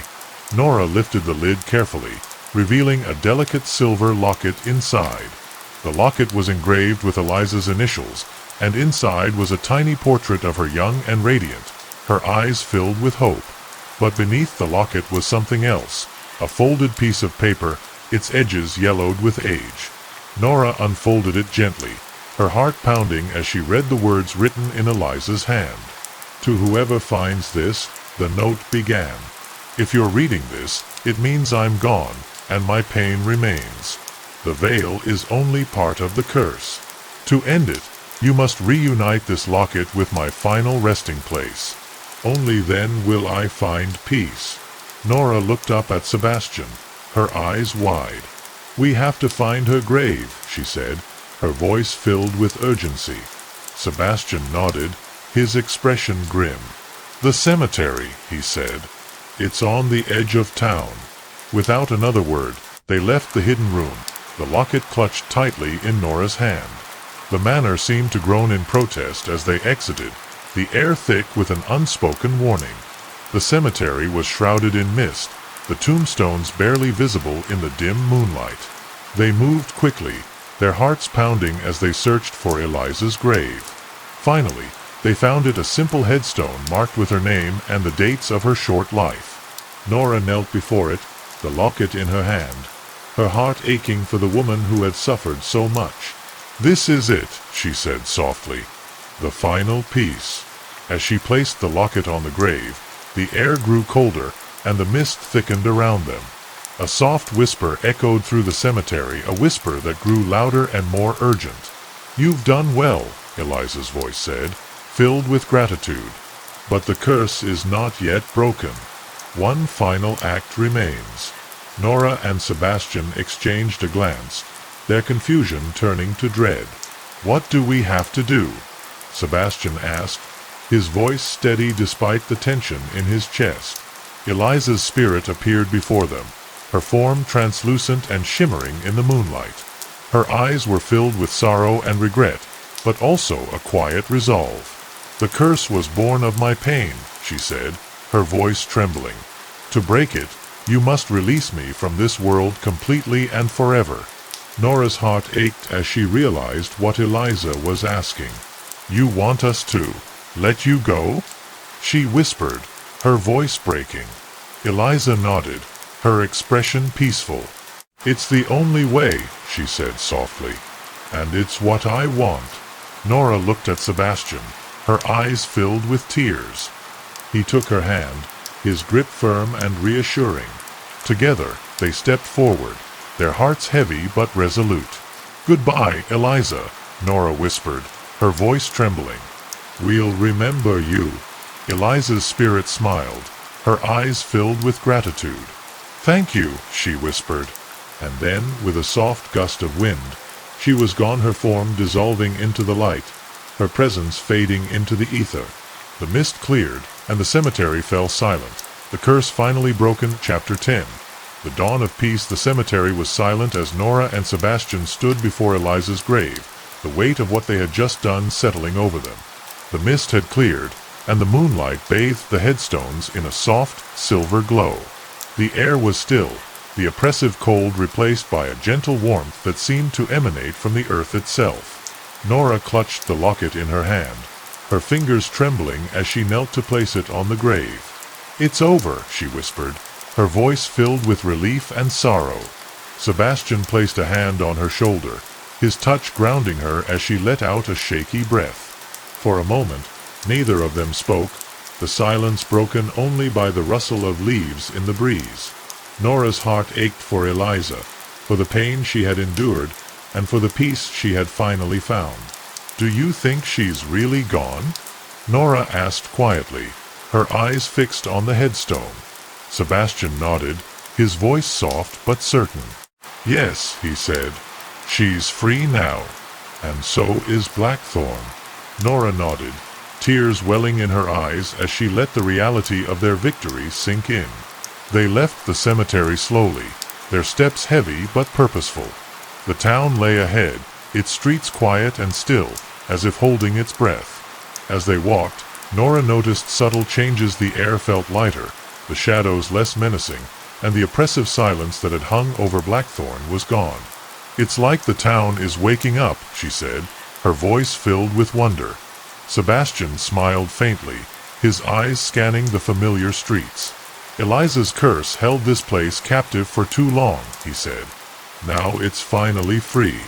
When they reached the Crane Manor, it stood as a solemn reminder of the darkness they had faced. But even here, there was a sense of closure. The oppressive energy that had clung to the building was gone, replaced by a quiet stillness.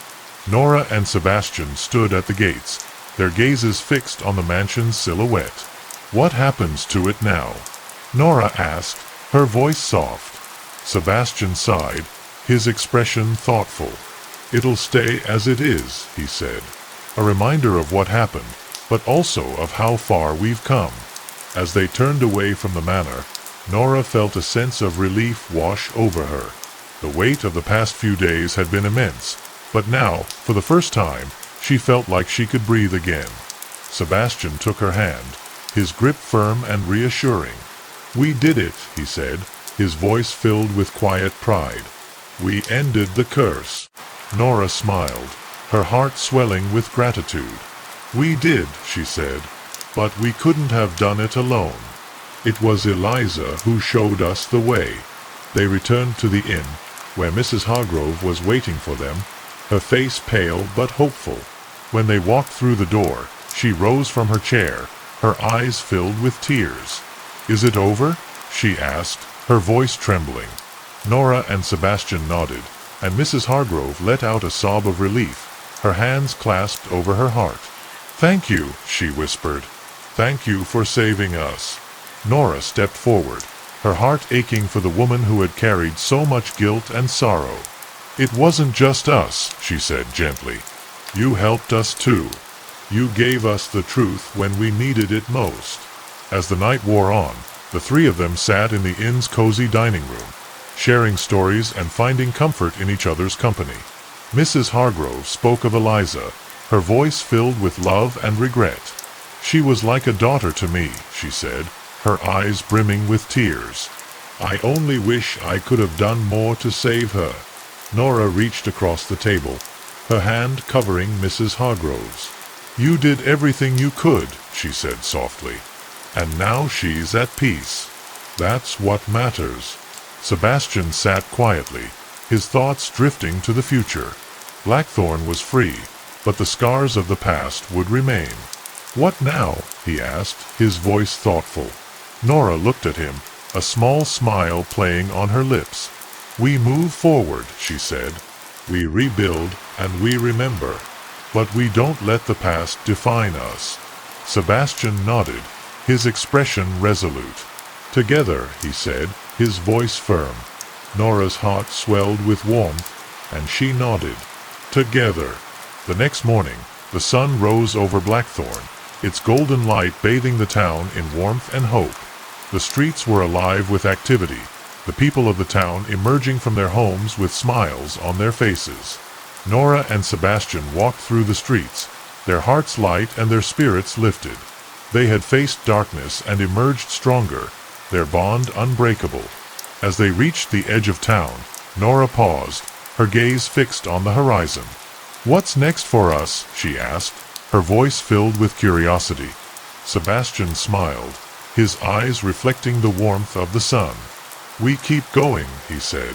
"There's still so much out there, so much to see, to do, to discover. And we'll do it together." Nora nodded, her heart filled with hope. They had faced the shadows, and now they were stepping into the light. Together, they left Blackthorn behind, their steps confident and their hearts full. As they walked, Nora thought of Eliza, of the pain she had endured and the peace she had finally found. She whispered a silent thank you to the woman who had shown them the way, her heart filled with gratitude. "We'll remember her," she said softly. Sebastian nodded, his eyes filled with quiet resolve. "Always," he said. And with that, they stepped into the unknown, their future bright and full of promise. Blackthorn remained behind them, its streets alive with the sounds of laughter and hope. The town had been through darkness, but now it stood as a testament to resilience and the power of redemption.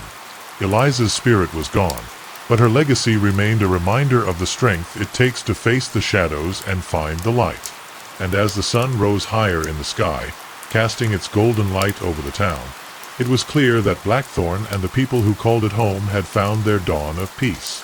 The Shadow of Saint Valentine. Chapter 1.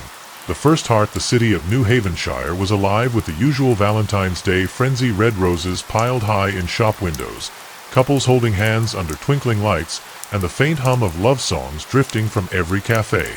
But in a quiet apartment on the edge of the city, something sinister was unfolding. The first call came in at 6:47 a.m., a panicked neighbor reporting a foul smell seeping from apartment 4B. When the police arrived, they were met with a sight that would haunt them for years to come. The apartment door swung open to reveal a scene straight out of a nightmare. A young couple no older than 25 lay in the center of the living room, their bodies suspended in a grotesque, heart-shaped sculpture. Their limbs were twisted unnaturally, as if they had been arranged in a macabre dance. The sculpture itself was made of their belongings, furniture, clothes, even their wedding photo frame, all smashed and reassembled into a ghastly monument. The air smelled of blood and roses, a sickening combination that made the officers stagger back.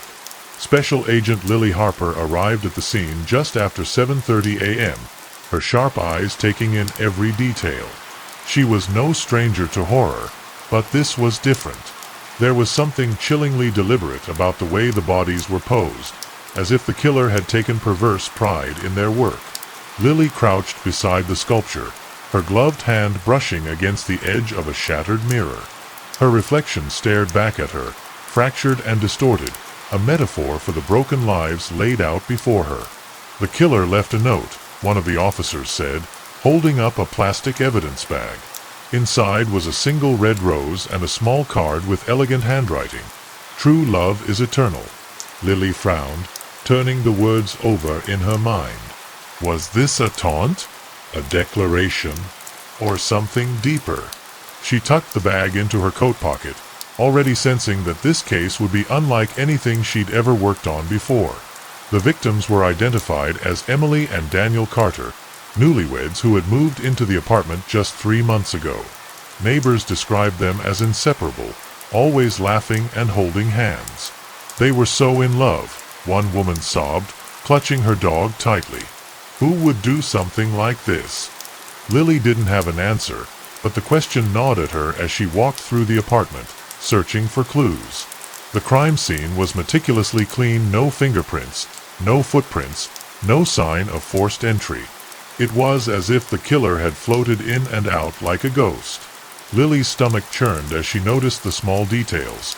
The way Emily's engagement ring glittered in the morning light, the way Daniel's hand seemed to reach for hers even in death. This wasn't just a murder, it was a performance, a display of some twisted ideology that Lily couldn't yet comprehend.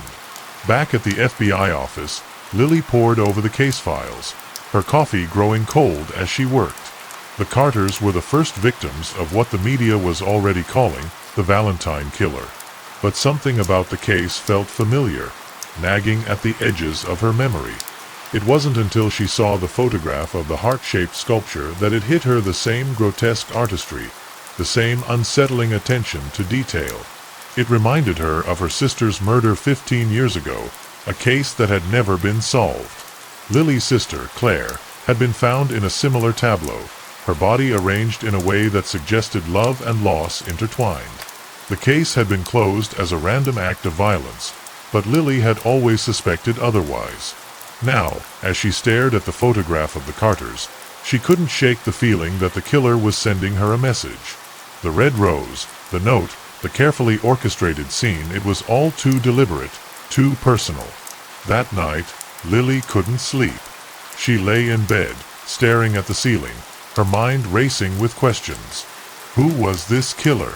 What drove them to such acts of brutality? And why now, after all these years, did it feel like her past was colliding with her present? She reached for the photo of Claire on her nightstand, her fingers trembling as she traced her sister's smile. "I won't let this go," she whispered, her voice breaking. "I'll find them, Claire. I promise." The next morning, Lily returned to the Carters' apartment, determined to find something the forensics team had missed. She combed through every inch of the place, her eyes catching on a small, almost imperceptible mark on the wall. It was a symbol, a heart with an arrow through it, but the arrow was broken in half. She snapped a photo, her heart pounding. Was this the killer's signature? A clue? Or just a coincidence? As she left the apartment, Lily noticed a man standing across the street, watching her. He was tall, with dark hair and an air of quiet confidence. For a moment, their eyes met, and she felt a shiver run down her spine. He smiled faintly before turning and walking away, disappearing into the crowd. Lily didn't know why, but the encounter left her unsettled. Was he just a curious onlooker? Or was he something more? By the end of the day, the case had taken over her life. The media was already sensationalizing the murders, dubbing the killer the Valentine, and speculating wildly about their motives. Lily knew the pressure would only grow from here, but she was ready. This was more than a case to her, it was personal. And as she stood in her office, surrounded by photos of the crime scene, she made a silent vow. She would catch this killer, no matter the cost. Chapter 2. A killer's obsession. The FBI's Behavioral Analysis Unit convened in a dimly lit conference room, the walls plastered with crime scene photos and timelines. Lily stood at the front, her voice steady as she presented the details of the Valentine killer's first known murder. The Carters were targeted specifically, she said, pointing to a photo of the heart-shaped sculpture. This wasn't random. The killer chose them for a reason, perhaps as a symbol of new love, or as part of a larger narrative they're trying to create. As Lily spoke, she couldn't shake the image of the man she'd seen outside the apartment. He hadn't approached her, hadn't said a word, but his presence lingered in her mind like a shadow. She scribbled his description in her notebook: tall, dark hair, early 30s, confident demeanor, and made a mental note to check surveillance footage. For now, though, the focus was on the killer's pattern. The team uncovered that the Carters were the fifth couple murdered on Valentine's Day in the past 5 years. The previous cases had been spread across different states, each with its own unique but horrifying signature. In one, The couple had been posed in a bed of roses. In another, their bodies were encased in a sculpture of Cupid, arrows piercing their hearts. The media had labeled the killer the Valentine, and the name had stuck. Lily pored over the old case files, her frustration mounting. Why hadn't anyone connected these murders before? The similarities were undeniable: the heart motifs, the use of roses, the meticulous staging. It was as if the killer was crafting a macabre love story, one chapter at a time. She wondered if the Carter's murder marked the beginning of a new chapter, or the climax of an existing one. One detail stood out: the notes. At each scene, the killer had left a handwritten message, each one increasingly poetic and ominous. The first note read, "Love is endless." The second, "Forever bound." The third, "Till death do us part."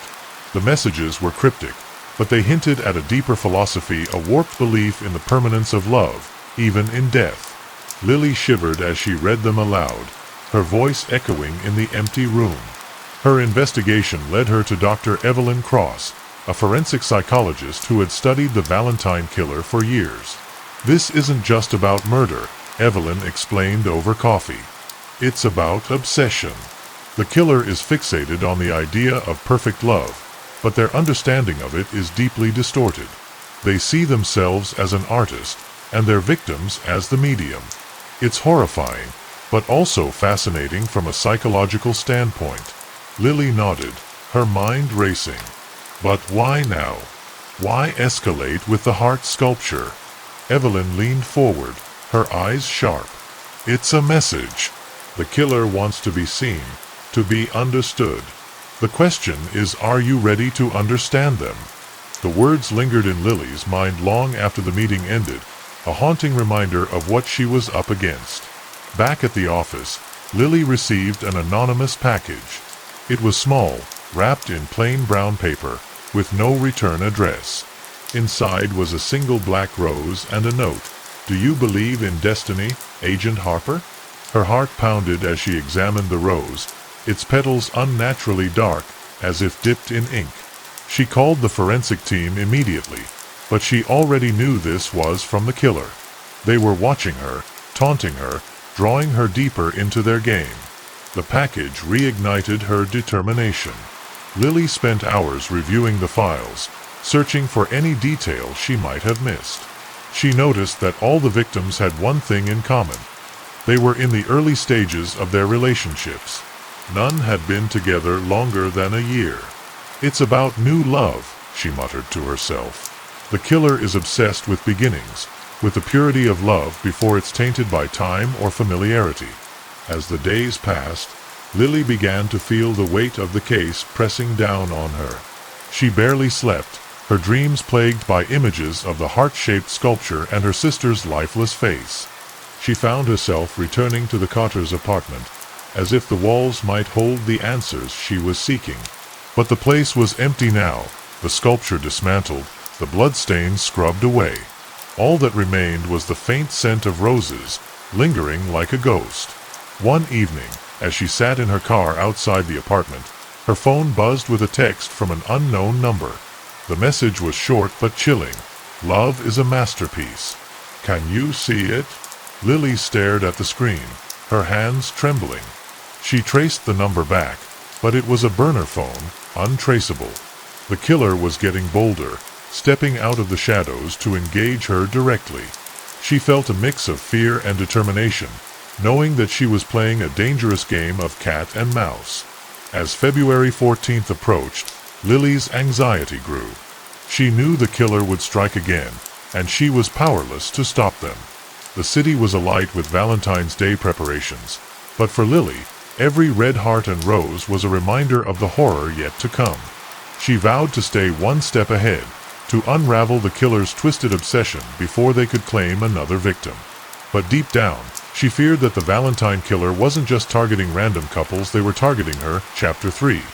The enigma of Vincent Crowe. Lily's investigation into the Valentine killer led her to Vincent Crowe, a man whose name had surfaced in connection with the case. Vincent was the owner of Crowe Gallery, a high-end art space in the heart of New Havenshire known for its provocative exhibitions. His reputation preceded him: charismatic, enigmatic, and fiercely private. As Lily arrived at the gallery, she couldn't help but feel a mix of curiosity and unease. The building itself was a work of art, all sleek lines and dark glass, with a single red rose painted on the entrance door. Inside, the gallery was a labyrinth of shadows and light, each room showcasing pieces that blurred the line between beauty and grotesqueness. One sculpture caught Lily's eye: a twisted figure of a woman, her body contorted into the shape of a heart. It was unsettlingly similar to the Valentine killer's work, and she felt a chill run down her spine. "May I help you?" a smooth voice asked, snapping her out of her thoughts. Lily turned to face Vincent Crowe, and for a moment she was struck by his presence. He was tall, with dark, slightly wavy hair and piercing green eyes that seemed to see straight through her. He wore a tailored black suit, the kind that spoke of money and power, and his smile was disarming. But there was something in his gaze, something cold and calculating, that made her hesitate. "I'm FBI agent Lily Harper," she said, flashing her badge. "I was hoping to ask you a few questions." Vincent's smile widened, and he gestured for her to follow him. "Of course, Agent Harper. Always happy to assist law enforcement." His tone was polite, but there was an edge to it, a subtle mockery that put Lily on guard. He led her to a private office, a room filled with books, art, and a large mahogany desk. The walls were adorned with abstract paintings, their swirling colors and shapes almost hypnotic. Lily noticed a single red rose in a vase on the desk, its petals perfectly preserved. As they sat down, Vincent leaned back in his chair, his demeanor relaxed but watchful. "What can I do for you?" he asked, his voice smooth and even. Lily decided to be direct. "Your gallery specializes in provocative art," she said carefully. "I'm investigating a series of murders that may have an artistic component. I was wondering if you've heard of the Valentine killer." Vincent's expression didn't change, but there was a flicker of something in his eyes: curiosity, perhaps, or amusement. "The Valentine killer?" "Of course," Vincent replied, his tone almost casual. "It's hard to miss the news. But I'm afraid I don't see how I can help you." Lily studied him, searching for any hint of deception. "You're an artist yourself, aren't you?" she asked. Vincent's smile returned, but it didn't reach his eyes. "In a manner of speaking, I see the world differently than most. I find beauty in the unconventional, the unsettling. Does that make me a suspect, Agent Harper?" Lily didn't flinch. "I'm just exploring every angle," she said evenly. "Your gallery has exhibited pieces that bear a striking resemblance to the killer's work. Can you tell me about your inspiration?" Vincent's smile faded, replaced by a look of genuine interest. "Inspiration comes from everywhere," he said, gesturing to the paintings on the walls. "Love, loss, desire, death, they're all connected, don't you think? The Valentine killer seems to understand that. Their work is compelling, in a macabre way." Lily's stomach churned at his words. She pulled out a photo of the heart-shaped sculpture from the Carter's murder and placed it on the desk. "Do you recognize this?" she asked, watching his reaction carefully. Vincent leaned forward, his eyes narrowing as he studied the image. For a moment he said nothing, and Lily felt a surge of unease. "Fascinating," he murmured finally. "The composition, the symbolism. It's almost poetic in its brutality. Was this their latest work?" Lily frowned. "You seem to admire it," she said, her voice tight. Vincent leaned back again, his expression unreadable. "I admire the artistry, not the act. There's a difference, Agent Harper. But I can see why you'd come to me. My work often explores the darker side of human nature. It's not for everyone, but it has its place." Lily felt a pang of frustration. He was evasive, but not in a way that she could pin down. She needed to push harder. "Where were you on the night of February 14th? She asked bluntly. Vincent raised an eyebrow, his smile returning. "Alibi checking already?" I was here, hosting an exhibition. Hundreds of people saw me. You're welcome to ask them. Lily nodded, but she wasn't convinced. She leaned forward, her voice low. I think you know more about this killer than you're letting on. And if you're involved, I will find out. Vincent's expression didn't change, but there was a spark of something in his eyes, challenge, perhaps, or amusement. I admire your dedication, Agent Harper, he said softly. But I assure you, I'm just an artist. My work may be dark, but it's not lethal. If you're looking for a monster, I'm afraid you'll have to look elsewhere. Lily held his gaze for a moment longer before standing up. We'll see, she said curtly. As she left the gallery, Lily felt unsettled. Vincent Crowe was a puzzle, one that she couldn't quite solve. He was charming, intelligent, and undeniably connected to the artistic world, but there was something beneath the surface, something dangerous. She couldn't prove it yet, but she knew one thing for certain. She wasn't done with Vincent Crowe. And judging by the way he'd watched her leave, he wasn't done with her either. Chapter 4. The second Valentine, February 14th, arrived again, and the city of New Havenshire was on edge.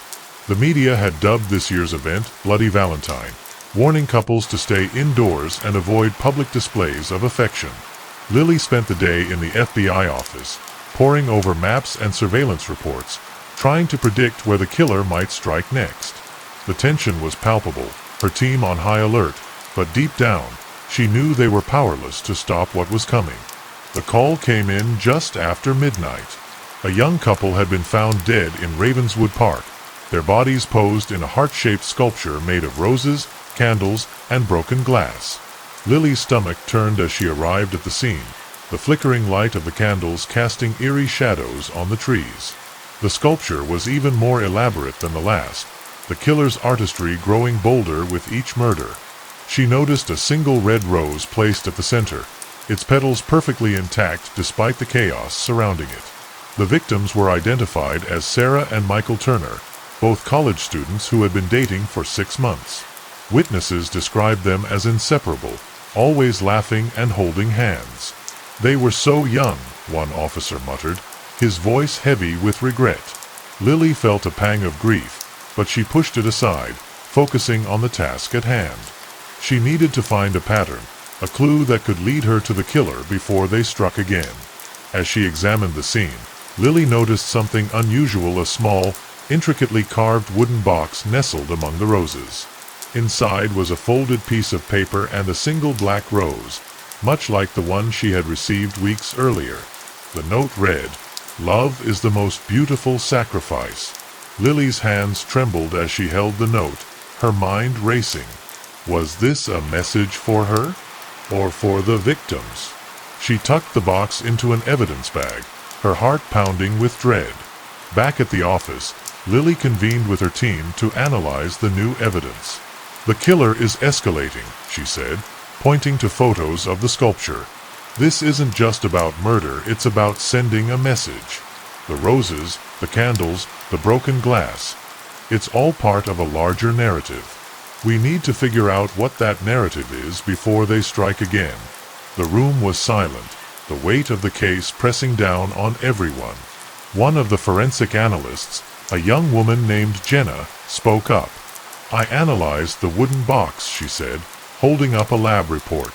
"It's hand-carved, and the craftsmanship is exquisite. I found traces of oil paint and clay on the surface, as well as a partial fingerprint. It's not much, but it's a start." Lily nodded, her mind racing. Could the box be a clue to the killer's identity? Or was it another red herring, designed to throw them off the trail? Lily's investigation led her back to Vincent Crowe.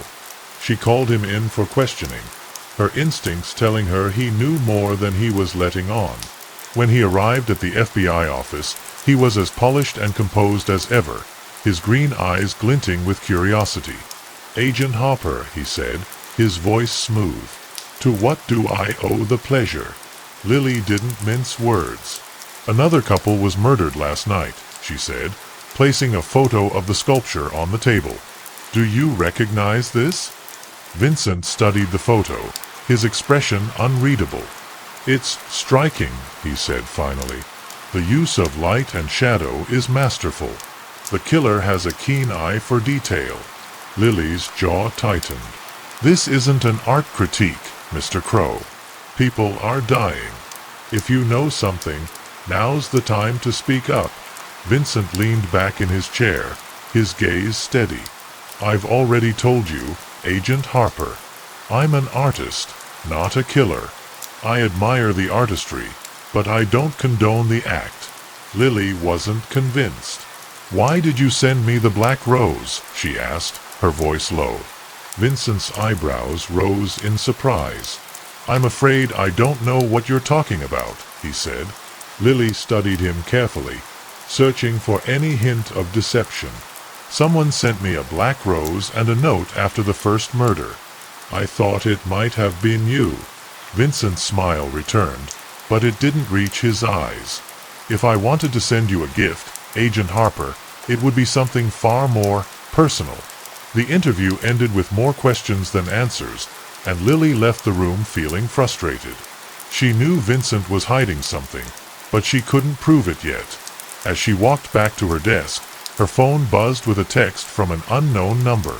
"You're getting closer," it read, followed by a photo of the heart-shaped sculpture from the park. Lily's heart raced as she realized the killer was watching her, taunting her, drawing her deeper into their game. That night, Lily couldn't sleep. She lay in bed, staring at the ceiling, her mind racing with questions. Who was this killer? What drove them to such acts of brutality? And why were they targeting her? She reached for the wooden box, her fingers tracing the intricate carvings. It was a beautiful object, but its beauty only made the horror it symbolized all the more chilling. She knew she was running out of time, but she refused to give up. As the days passed, Lily dove deeper into the case, determined to find the connection between the victims and the killer.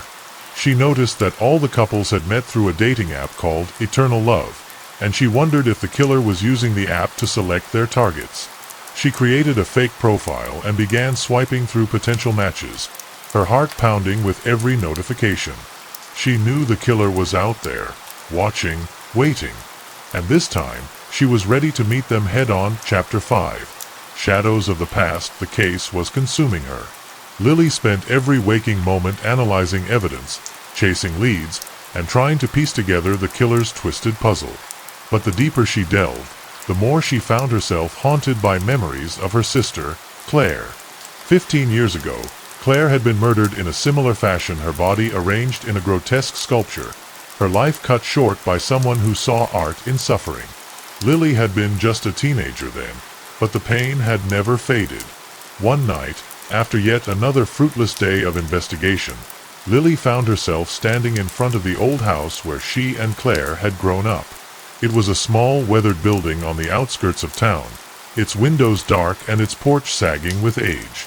She hadn't been back since the murder, but something about the case had drawn her here, as if the answers she was seeking lay buried in the past. The door creaked open as she stepped inside, the air thick with dust and memories.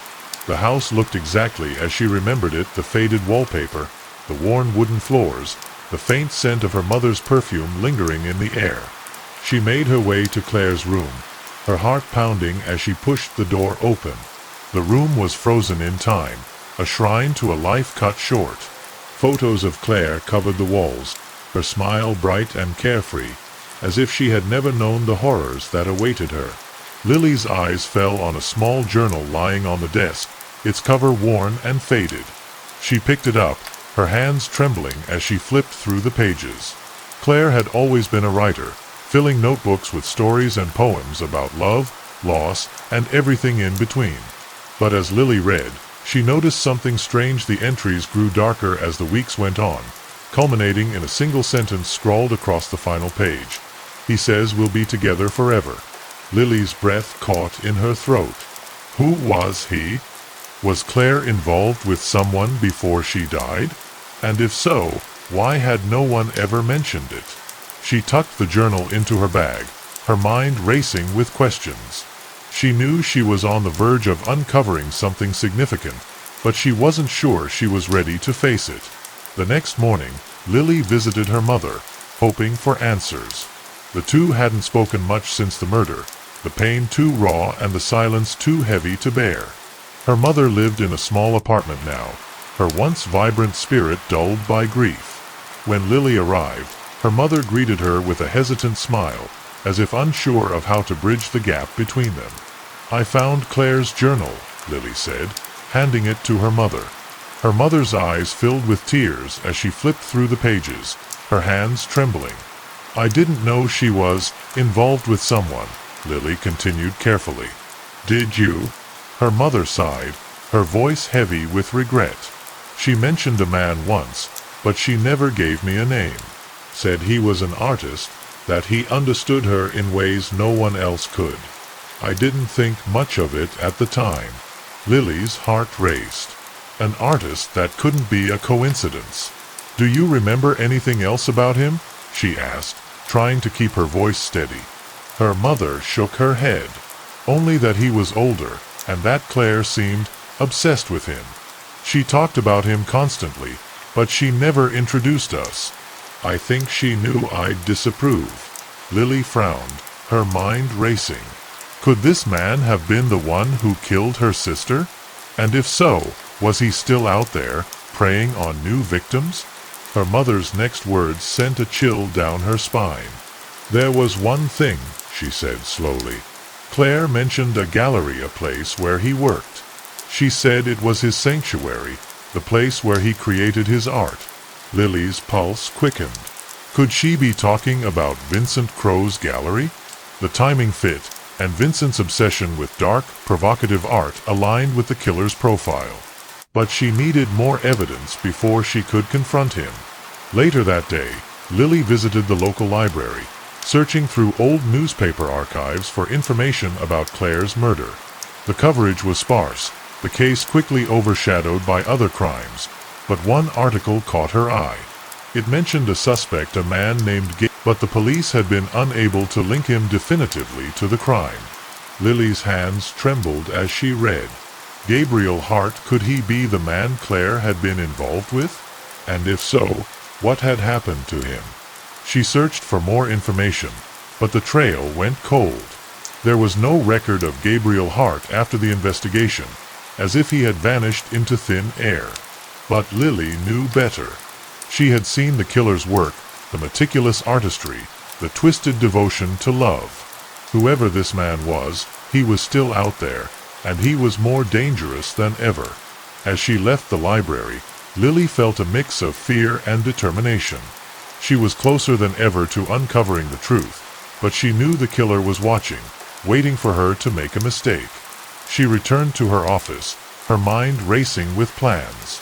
She would find Gabriel Hart, or whoever he was now. She would uncover the connection between his past and the present murders, and she would bring him to justice, no matter the cost. For Claire, for the victims, and for herself. Chapter 6. The Gallery of Shadows. Lily's search for Gabriel Hart led her back to Vincent Crow's gallery, the one place where she felt the answers might be hidden.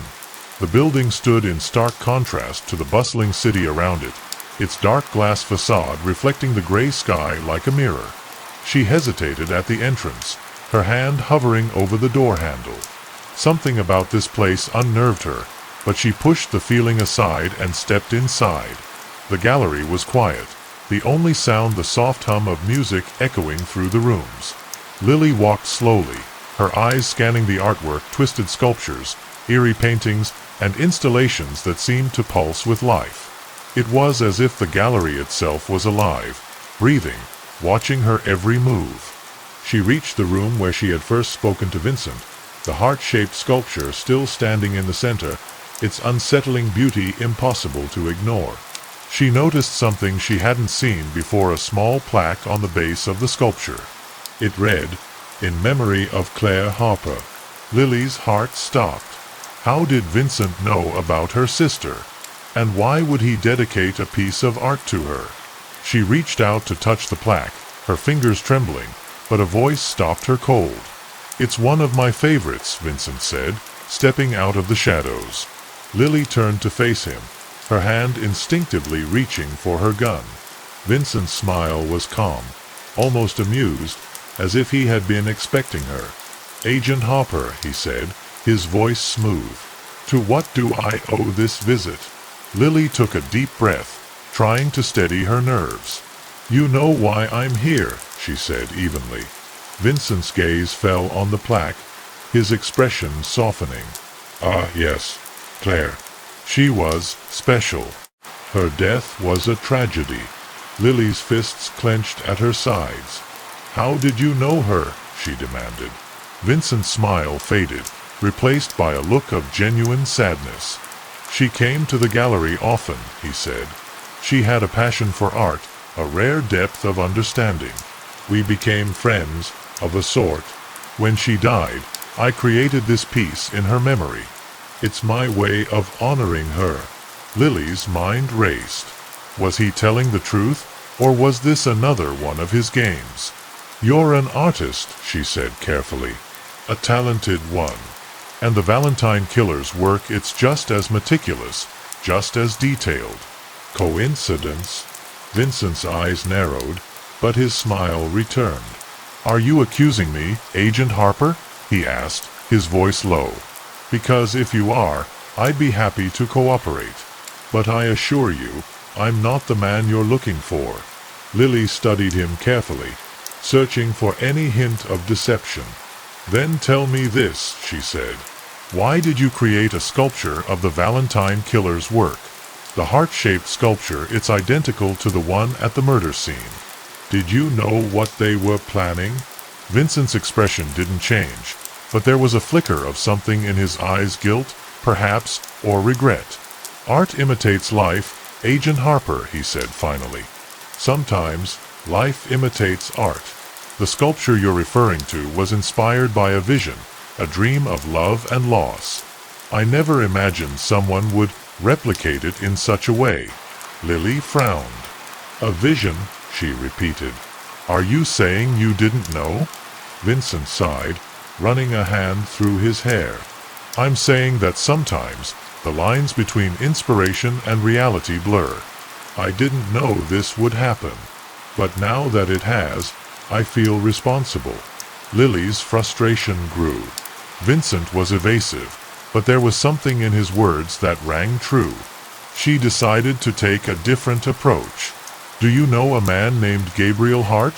she asked, watching his reaction carefully. Vincent's eyes widened slightly, but he quickly schooled his expression. "Gabriel Hart," he repeated, as if testing the name. "I've heard the name, but I've never met the man. Why do you ask?" Lily hesitated. She wasn't sure how much to reveal, but she knew she had to keep Vincent talking. "He's connected to the Valentine killer," she said carefully, "and to my sister's murder.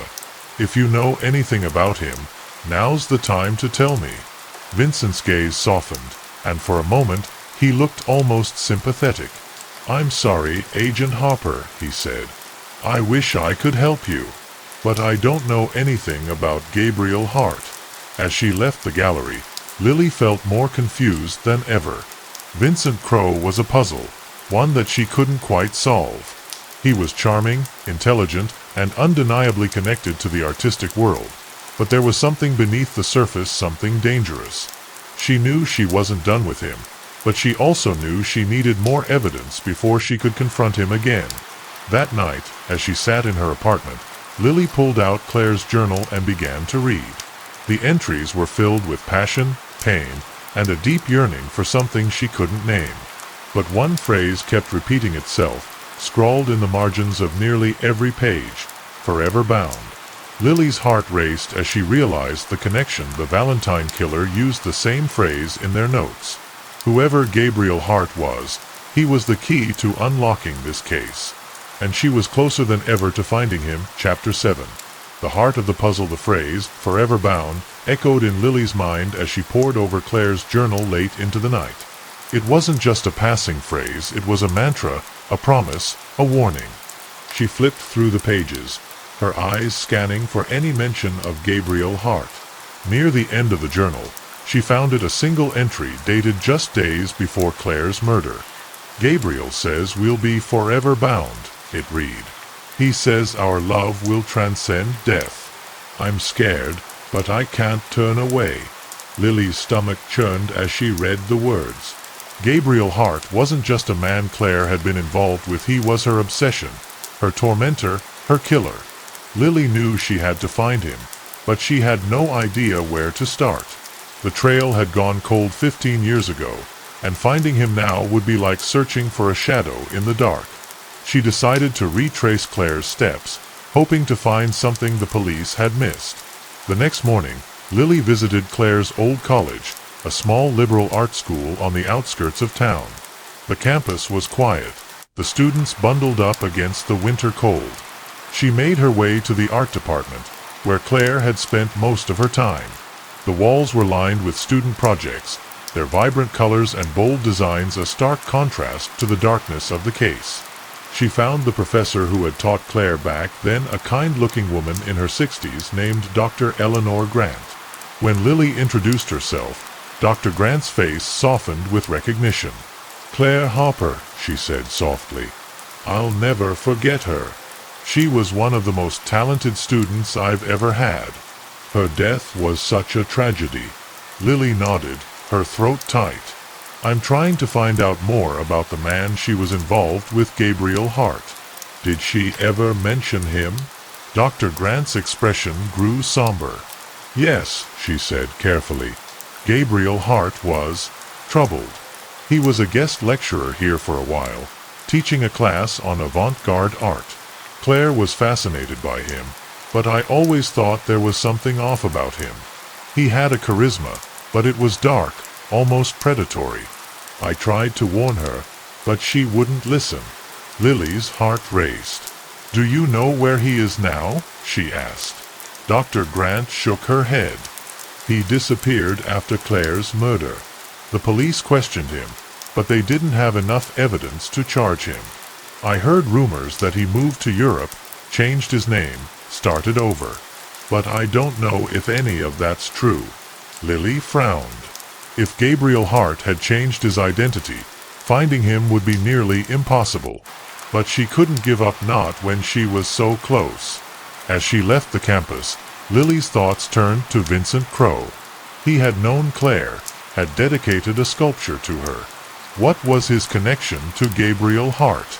She decided to visit him again, this time with a clearer goal. When she arrived at the gallery, Vincent was in the middle of hosting an exhibition. The room was filled with people, their voices mingling with the soft strains of classical music. Vincent spotted her immediately, his green eyes locking onto hers with an intensity that made her shiver. "Agent Harper," he said, his voice smooth. "What brings you here tonight?" Lily didn't waste time. "I need to know the truth about Gabriel Hart," she said. "What's your connection to him?" Vincent's smile faded, replaced by a look of genuine concern. "Let's talk privately," he said, leading her to his office. Once they were alone, Vincent leaned against his desk, his expression serious. "Gabriel Hart was my mentor," he admitted. "He taught me everything I know about art. But he was troubled. He had a fascination with death, with love as a destructive force. When Claire died, I cut ties with him. I couldn't be a part of that world anymore." Lily's heart raced. "Do you know where he is now?" she asked. Vincent shook his head. "He vanished after the investigation. I haven't seen or heard from him since." Lily studied him carefully, searching for any hint of deception. "Why didn't you tell me this before?" she demanded. Vincent sighed. "Because I didn't think it was relevant. Gabriel Hart is a ghost, Agent Harper. He's not the man you're looking for." Lily frowned. "Are you sure about that?" she asked. "Because everything I've learned about him suggests he's exactly the man I'm looking for." Vincent's expression grew somber. "I can see why you'd think that," he said. "But I assure you, Gabriel Hart isn't the Valentine killer. He's something else. Something worse." Lily's pulse quickened. "What do you mean?" she asked. Vincent hesitated, as if weighing his words carefully. "Gabriel Hart doesn't kill for art," he said finally. "He kills for love. And that makes him far more dangerous." As Lily left the gallery, her mind raced with questions. Vincent's words haunted her, their chilling truth impossible to ignore. If Gabriel Hart wasn't the Valentine killer, then who was? And why did the killer's work so closely resemble Hart's style? She knew she was missing something, a piece of the puzzle that would tie everything together. But one thing was certain: she was closer than ever to uncovering the truth. And she wouldn't stop until she did. Chapter 8. The web of deception. Lily couldn't shake Vincent's words. Gabriel Hart doesn't kill for art. He kills for love. The phrase haunted her as she drove back to the FBI office, her mind racing with possibilities. If Hart wasn't the Valentine killer, then who was? And why did the killer's work so closely resemble Hart's style? She needed answers, and she knew there was only one place to start: the victims. She spent the next few hours combing through the case files, searching for any connection between the victims and Gabriel Hart. The first two couples had no obvious ties to him, but the third victim, Sarah Turner, stood out. Before her death, Sarah had been working on a thesis about avant-garde art, focusing on artists who blurred the lines between life and death. Lily's pulse quickened as she realized the connection: Hart was one of the artists Sarah had studied. She pulled up Sarah's thesis, her eyes scanning the pages for any mention of Hart. Near the end, she found it: a single sentence that sent a chill down her spine. Gabriel Hart's work is a testament to the destructive power of love, a reminder that true art is born from sacrifice. Lily's hands trembled as she read the words. Sarah had been fascinated by Hart, just like Claire. Was that why she had been targeted? The next morning, Lily visited Sarah's college, hoping to speak with her thesis advisor. The campus was quiet, the air thick with the promise of spring. She found the advisor in his office, a small room cluttered with books and papers. When she introduced herself, his eyes widened with recognition. "Sarah Turner," he said softly. "She was one of the brightest students I've ever had. Her death was such a loss." Lily nodded, her throat tight. "I'm trying to find out more about the artist she was studying, Gabriel Hart. Did she ever mention him?" The advisor frowned. "Yes," he said carefully. "Sarah was fascinated by Hart's work, but I warned her to be careful.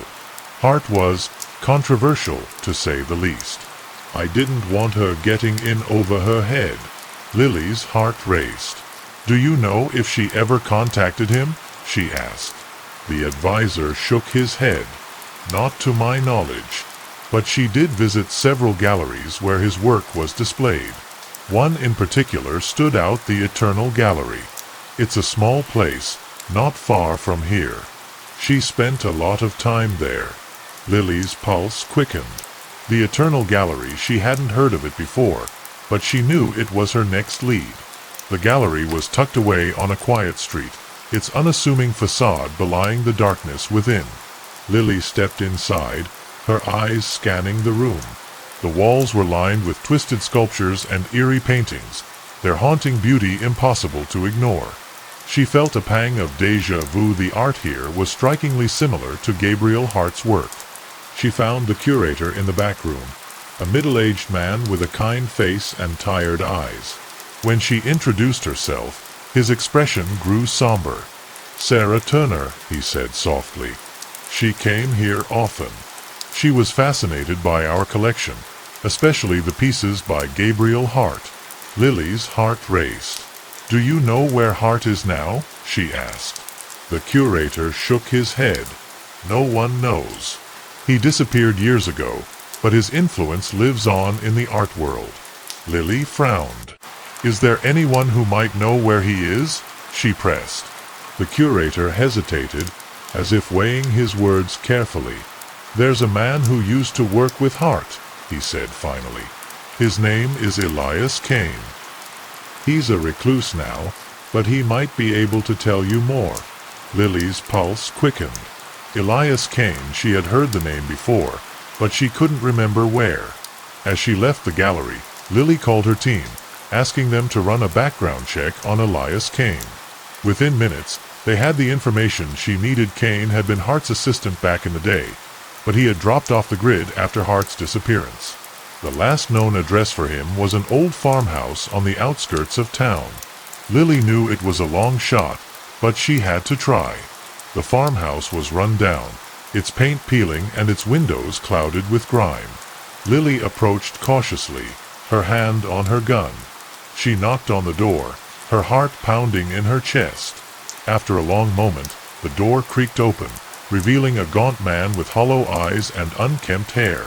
"Elias Kane?" she asked. The man's eyes narrowed. "Who's asking?" he rasped. Lily flashed her badge. "Special Agent Lily Harper. I'm looking for Gabriel Hart." Kane's expression darkened, and for a moment, Lily thought he might slam the door in her face. But then he stepped aside, gesturing for her to come in. "You're not the first to come looking for him," he said, his voice low. "But you might be the last." Chapter 9. The recluse's confession. The interior of Elias Kane's farmhouse was as bleak as its exterior. The air was heavy with dust, and the walls were lined with old photographs and sketches, their faded edges curling with age. Kane led Lily to a small, dimly lit room, where he gestured for her to sit. She hesitated, her hand still hovering near her gun, but she ultimately took a seat across from him. Kane's eyes were sharp, despite his weathered appearance. "You're here about Gabriel Hart," he said, his voice raspy but deliberate. It wasn't a question. Lily nodded. "I need to know where he is," she said, "and why he disappeared." Kane sighed, running a hand through his greasy hair. "Hart didn't just disappear," he said. "He was erased. By himself. By others. It's complicated." Lily leaned forward, her gaze intense. "Start at the beginning. How did you know him?" Kane's lips twitched into a bitter smile. "I was his assistant, his protege, you could say. Back then, Hart was a rising star in the art world. His work was provocative, disturbing, but undeniably brilliant. People either loved him or hated him. There was no in-between." "And Claire Harper?" Lily asked, her voice tight. "Did he know her?" Kane's expression darkened. "Ah, Claire. She was special to him. Hart saw something in her, a kind of purity he wanted to corrupt. He drew her in, made her his muse. But it wasn't love, not in the way most people think of it. For Hart, love was destruction. And Claire, she didn't survive it." Lily's fists clenched at her sides. "Did he kill her?" she demanded. Kane hesitated, his gaze dropping to the floor. "I don't know," he admitted. "Hart was always careful, always one step ahead. When Claire died, the police questioned him, but they couldn't prove anything. But I know he was involved. He always was." Lily's heart pounded. "What do you mean?" Kane leaned back in his chair, his expression distant. Hart had a way of inspiring people. He saw the darkness in others and brought it to the surface. Some of his followers were extreme. They took his ideas too far. But Hart never stopped them. He encouraged them, even when it led to violence. Lily's mind raced. "Are you saying someone else killed Claire? Someone Hart controlled?" Kane nodded slowly. "It's possible. Hart was a master manipulator. He didn't have to get his hands dirty to get what he wanted." Lily frowned. "Then why did he disappear?" Kane's laugh was hollow. "Because he realized he'd gone too far. Claire's death was a turning point. People started asking questions, digging into his past. He knew it was only a matter of time before they found the truth." Lily's thoughts turned to the Valentine killer. "Does Hart have any connection to the recent murders?" she asked. Kane's eyes narrowed. "What murders?" Lily hesitated, then explained the case, the heart-shaped sculptures, the notes, the obsession with love and death. As she spoke, Kane's face grew paler. "It sounds like Hart's work," he said finally. "But I don't think he's behind it. Hart's too smart to leave a trail like that. This feels like a copycat. Someone who's trying to carry on his legacy." Lily's heart sank. If it's a copycat, then why go after people connected to Hart's past? Claire, Sarah Turner? Kane's expression grew somber. "Because they're not just copycats," he said quietly. "They're disciples. Hart's ideas, they're like a virus. Once they're in your head, they're hard to shake. These people, they're not just imitating him. They're living his philosophy." Lily's stomach churned. "If Hart's not involved, then how do I stop this?" Kane's gaze met hers, his eyes haunted. "You have to find Hart," he said. "He's the only one who can give you the answers you're looking for. But you need to be careful. Hart's dangerous, even now. If he's still alive, he's not the man he used to be." Lily's pulse quickened. "Do you know where he is?" she asked. Kane hesitated, then reached into a drawer and pulled out a faded business card. "This was the last place I heard he was," he said, handing it to her. Lily's eyes fell on the card, an address for a small town in Switzerland. "If you're going after him," Kane said, his voice low, "be prepared for the worst. Hart doesn't just destroy people. He consumes them." Chapter 10. The final confrontation. The small Swiss town was cloaked in an eerie quiet, the kind of silence that felt heavy with secrets. Lily had flown halfway across the world to find Gabriel Hart, and now, standing in the shadow of an old stone cottage, she felt a mix of anticipation and dread. The address Kane had given her led here, to this isolated place nestled in the mountains. She took a deep breath and approached the door, her hand resting on the grip of her gun. Before she could knock, the door creaked open, revealing a man who looked nothing like the artist she'd imagined. Gabriel Hart was gaunt, his once vibrant eyes now dull and weary. His hair was streaked with gray, and his clothes hung loosely on his frame. He studied her for a moment, then stepped aside. "I've been expecting you," he said, his voice low and raspy. Lily stepped inside, her eyes scanning the room. The walls were bare, save for a single painting, a twisted depiction of a heart, encased in thorns and dripping with blood. It was unmistakably Hart's work, and it sent a chill down her spine. "You're Gabriel Hart," she said, stating the obvious. He nodded slowly. "And you're Lily Harper, Claire's sister." Hearing her sister's name from Hart's lips sent a surge of anger through her, but she forced herself to stay calm. "You're going to tell me the truth," she said evenly. "About Claire. About the Valentine killer. Everything." Hart's lips twitched into a faint smile. "The truth," he repeated, as if amused by the word. "Do you really think you're ready for it?" Lily's patience snapped. "My sister's dead," she said, her voice shaking with emotion. "And people are dying because of you.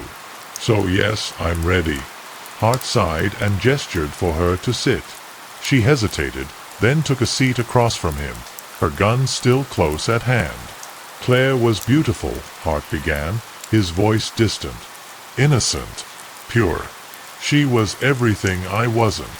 I drew her into my world, not because I wanted to destroy her, but because I wanted to elevate her. I thought she could transcend the ordinary, become something extraordinary. But I was wrong." Lily's hands clenched into fists. "You killed her," she said flatly. Hart shook his head. "No, I didn't kill her. But I didn't save her either." He leaned forward, his gaze intense. "Claire took her own life because she couldn't bear the weight of what I'd shown her. The darkness. The futility. She thought she could handle it, but she couldn't. And that's on me." Lily's heart ached at the image of her sister, alone and broken. "And the Valentine killer?" she asked, her voice tight. "Is that on you too?" Hart's expression darkened. The killer is someone I inspired, he admitted. Not directly, but through my work, my philosophy. I've seen it happen before. People take my ideas and twist them into something monstrous. Lily's pulse quickened. Who is it? She demanded. Hart hesitated, then stood and walked to the painting on the wall. I don't know their name, he said, but I've seen their work. They're imitating me, but they're not an artist. They're a fanatic, and they won't stop until they've outdone me. He turned to face her, his eyes filled with regret. I'm sorry, Lily. I never wanted this. Lily's anger boiled over. Sorry doesn't fix anything, she snapped. People are dead because of you. My sister is dead because of you. You can't just sit here in your little cabin and pretend you're not responsible. Hart's shoulders slumped, and for a moment he looked utterly defeated. I know, he said quietly, and I'm ready to face the consequences. Lily stood, her hand tightening on her gun. You're coming with me, she said. Back to the States. You're going to help me stop this killer, and then you're going to answer for what you've done. Hart nodded slowly, but before he could respond, the sound of a car engine echoed outside. Lily's heart raced as she hurried to the window. A black SUV was parked outside, its headlights cutting through the darkness. The door opened, and a figure stepped out, a man wearing a mask shaped like a heart. Lily's blood ran cold. The Valentine killer had found them. She turned to Hart, but he was already moving, his expression grim. This is it, he said, his voice steady. The final act. Are you ready?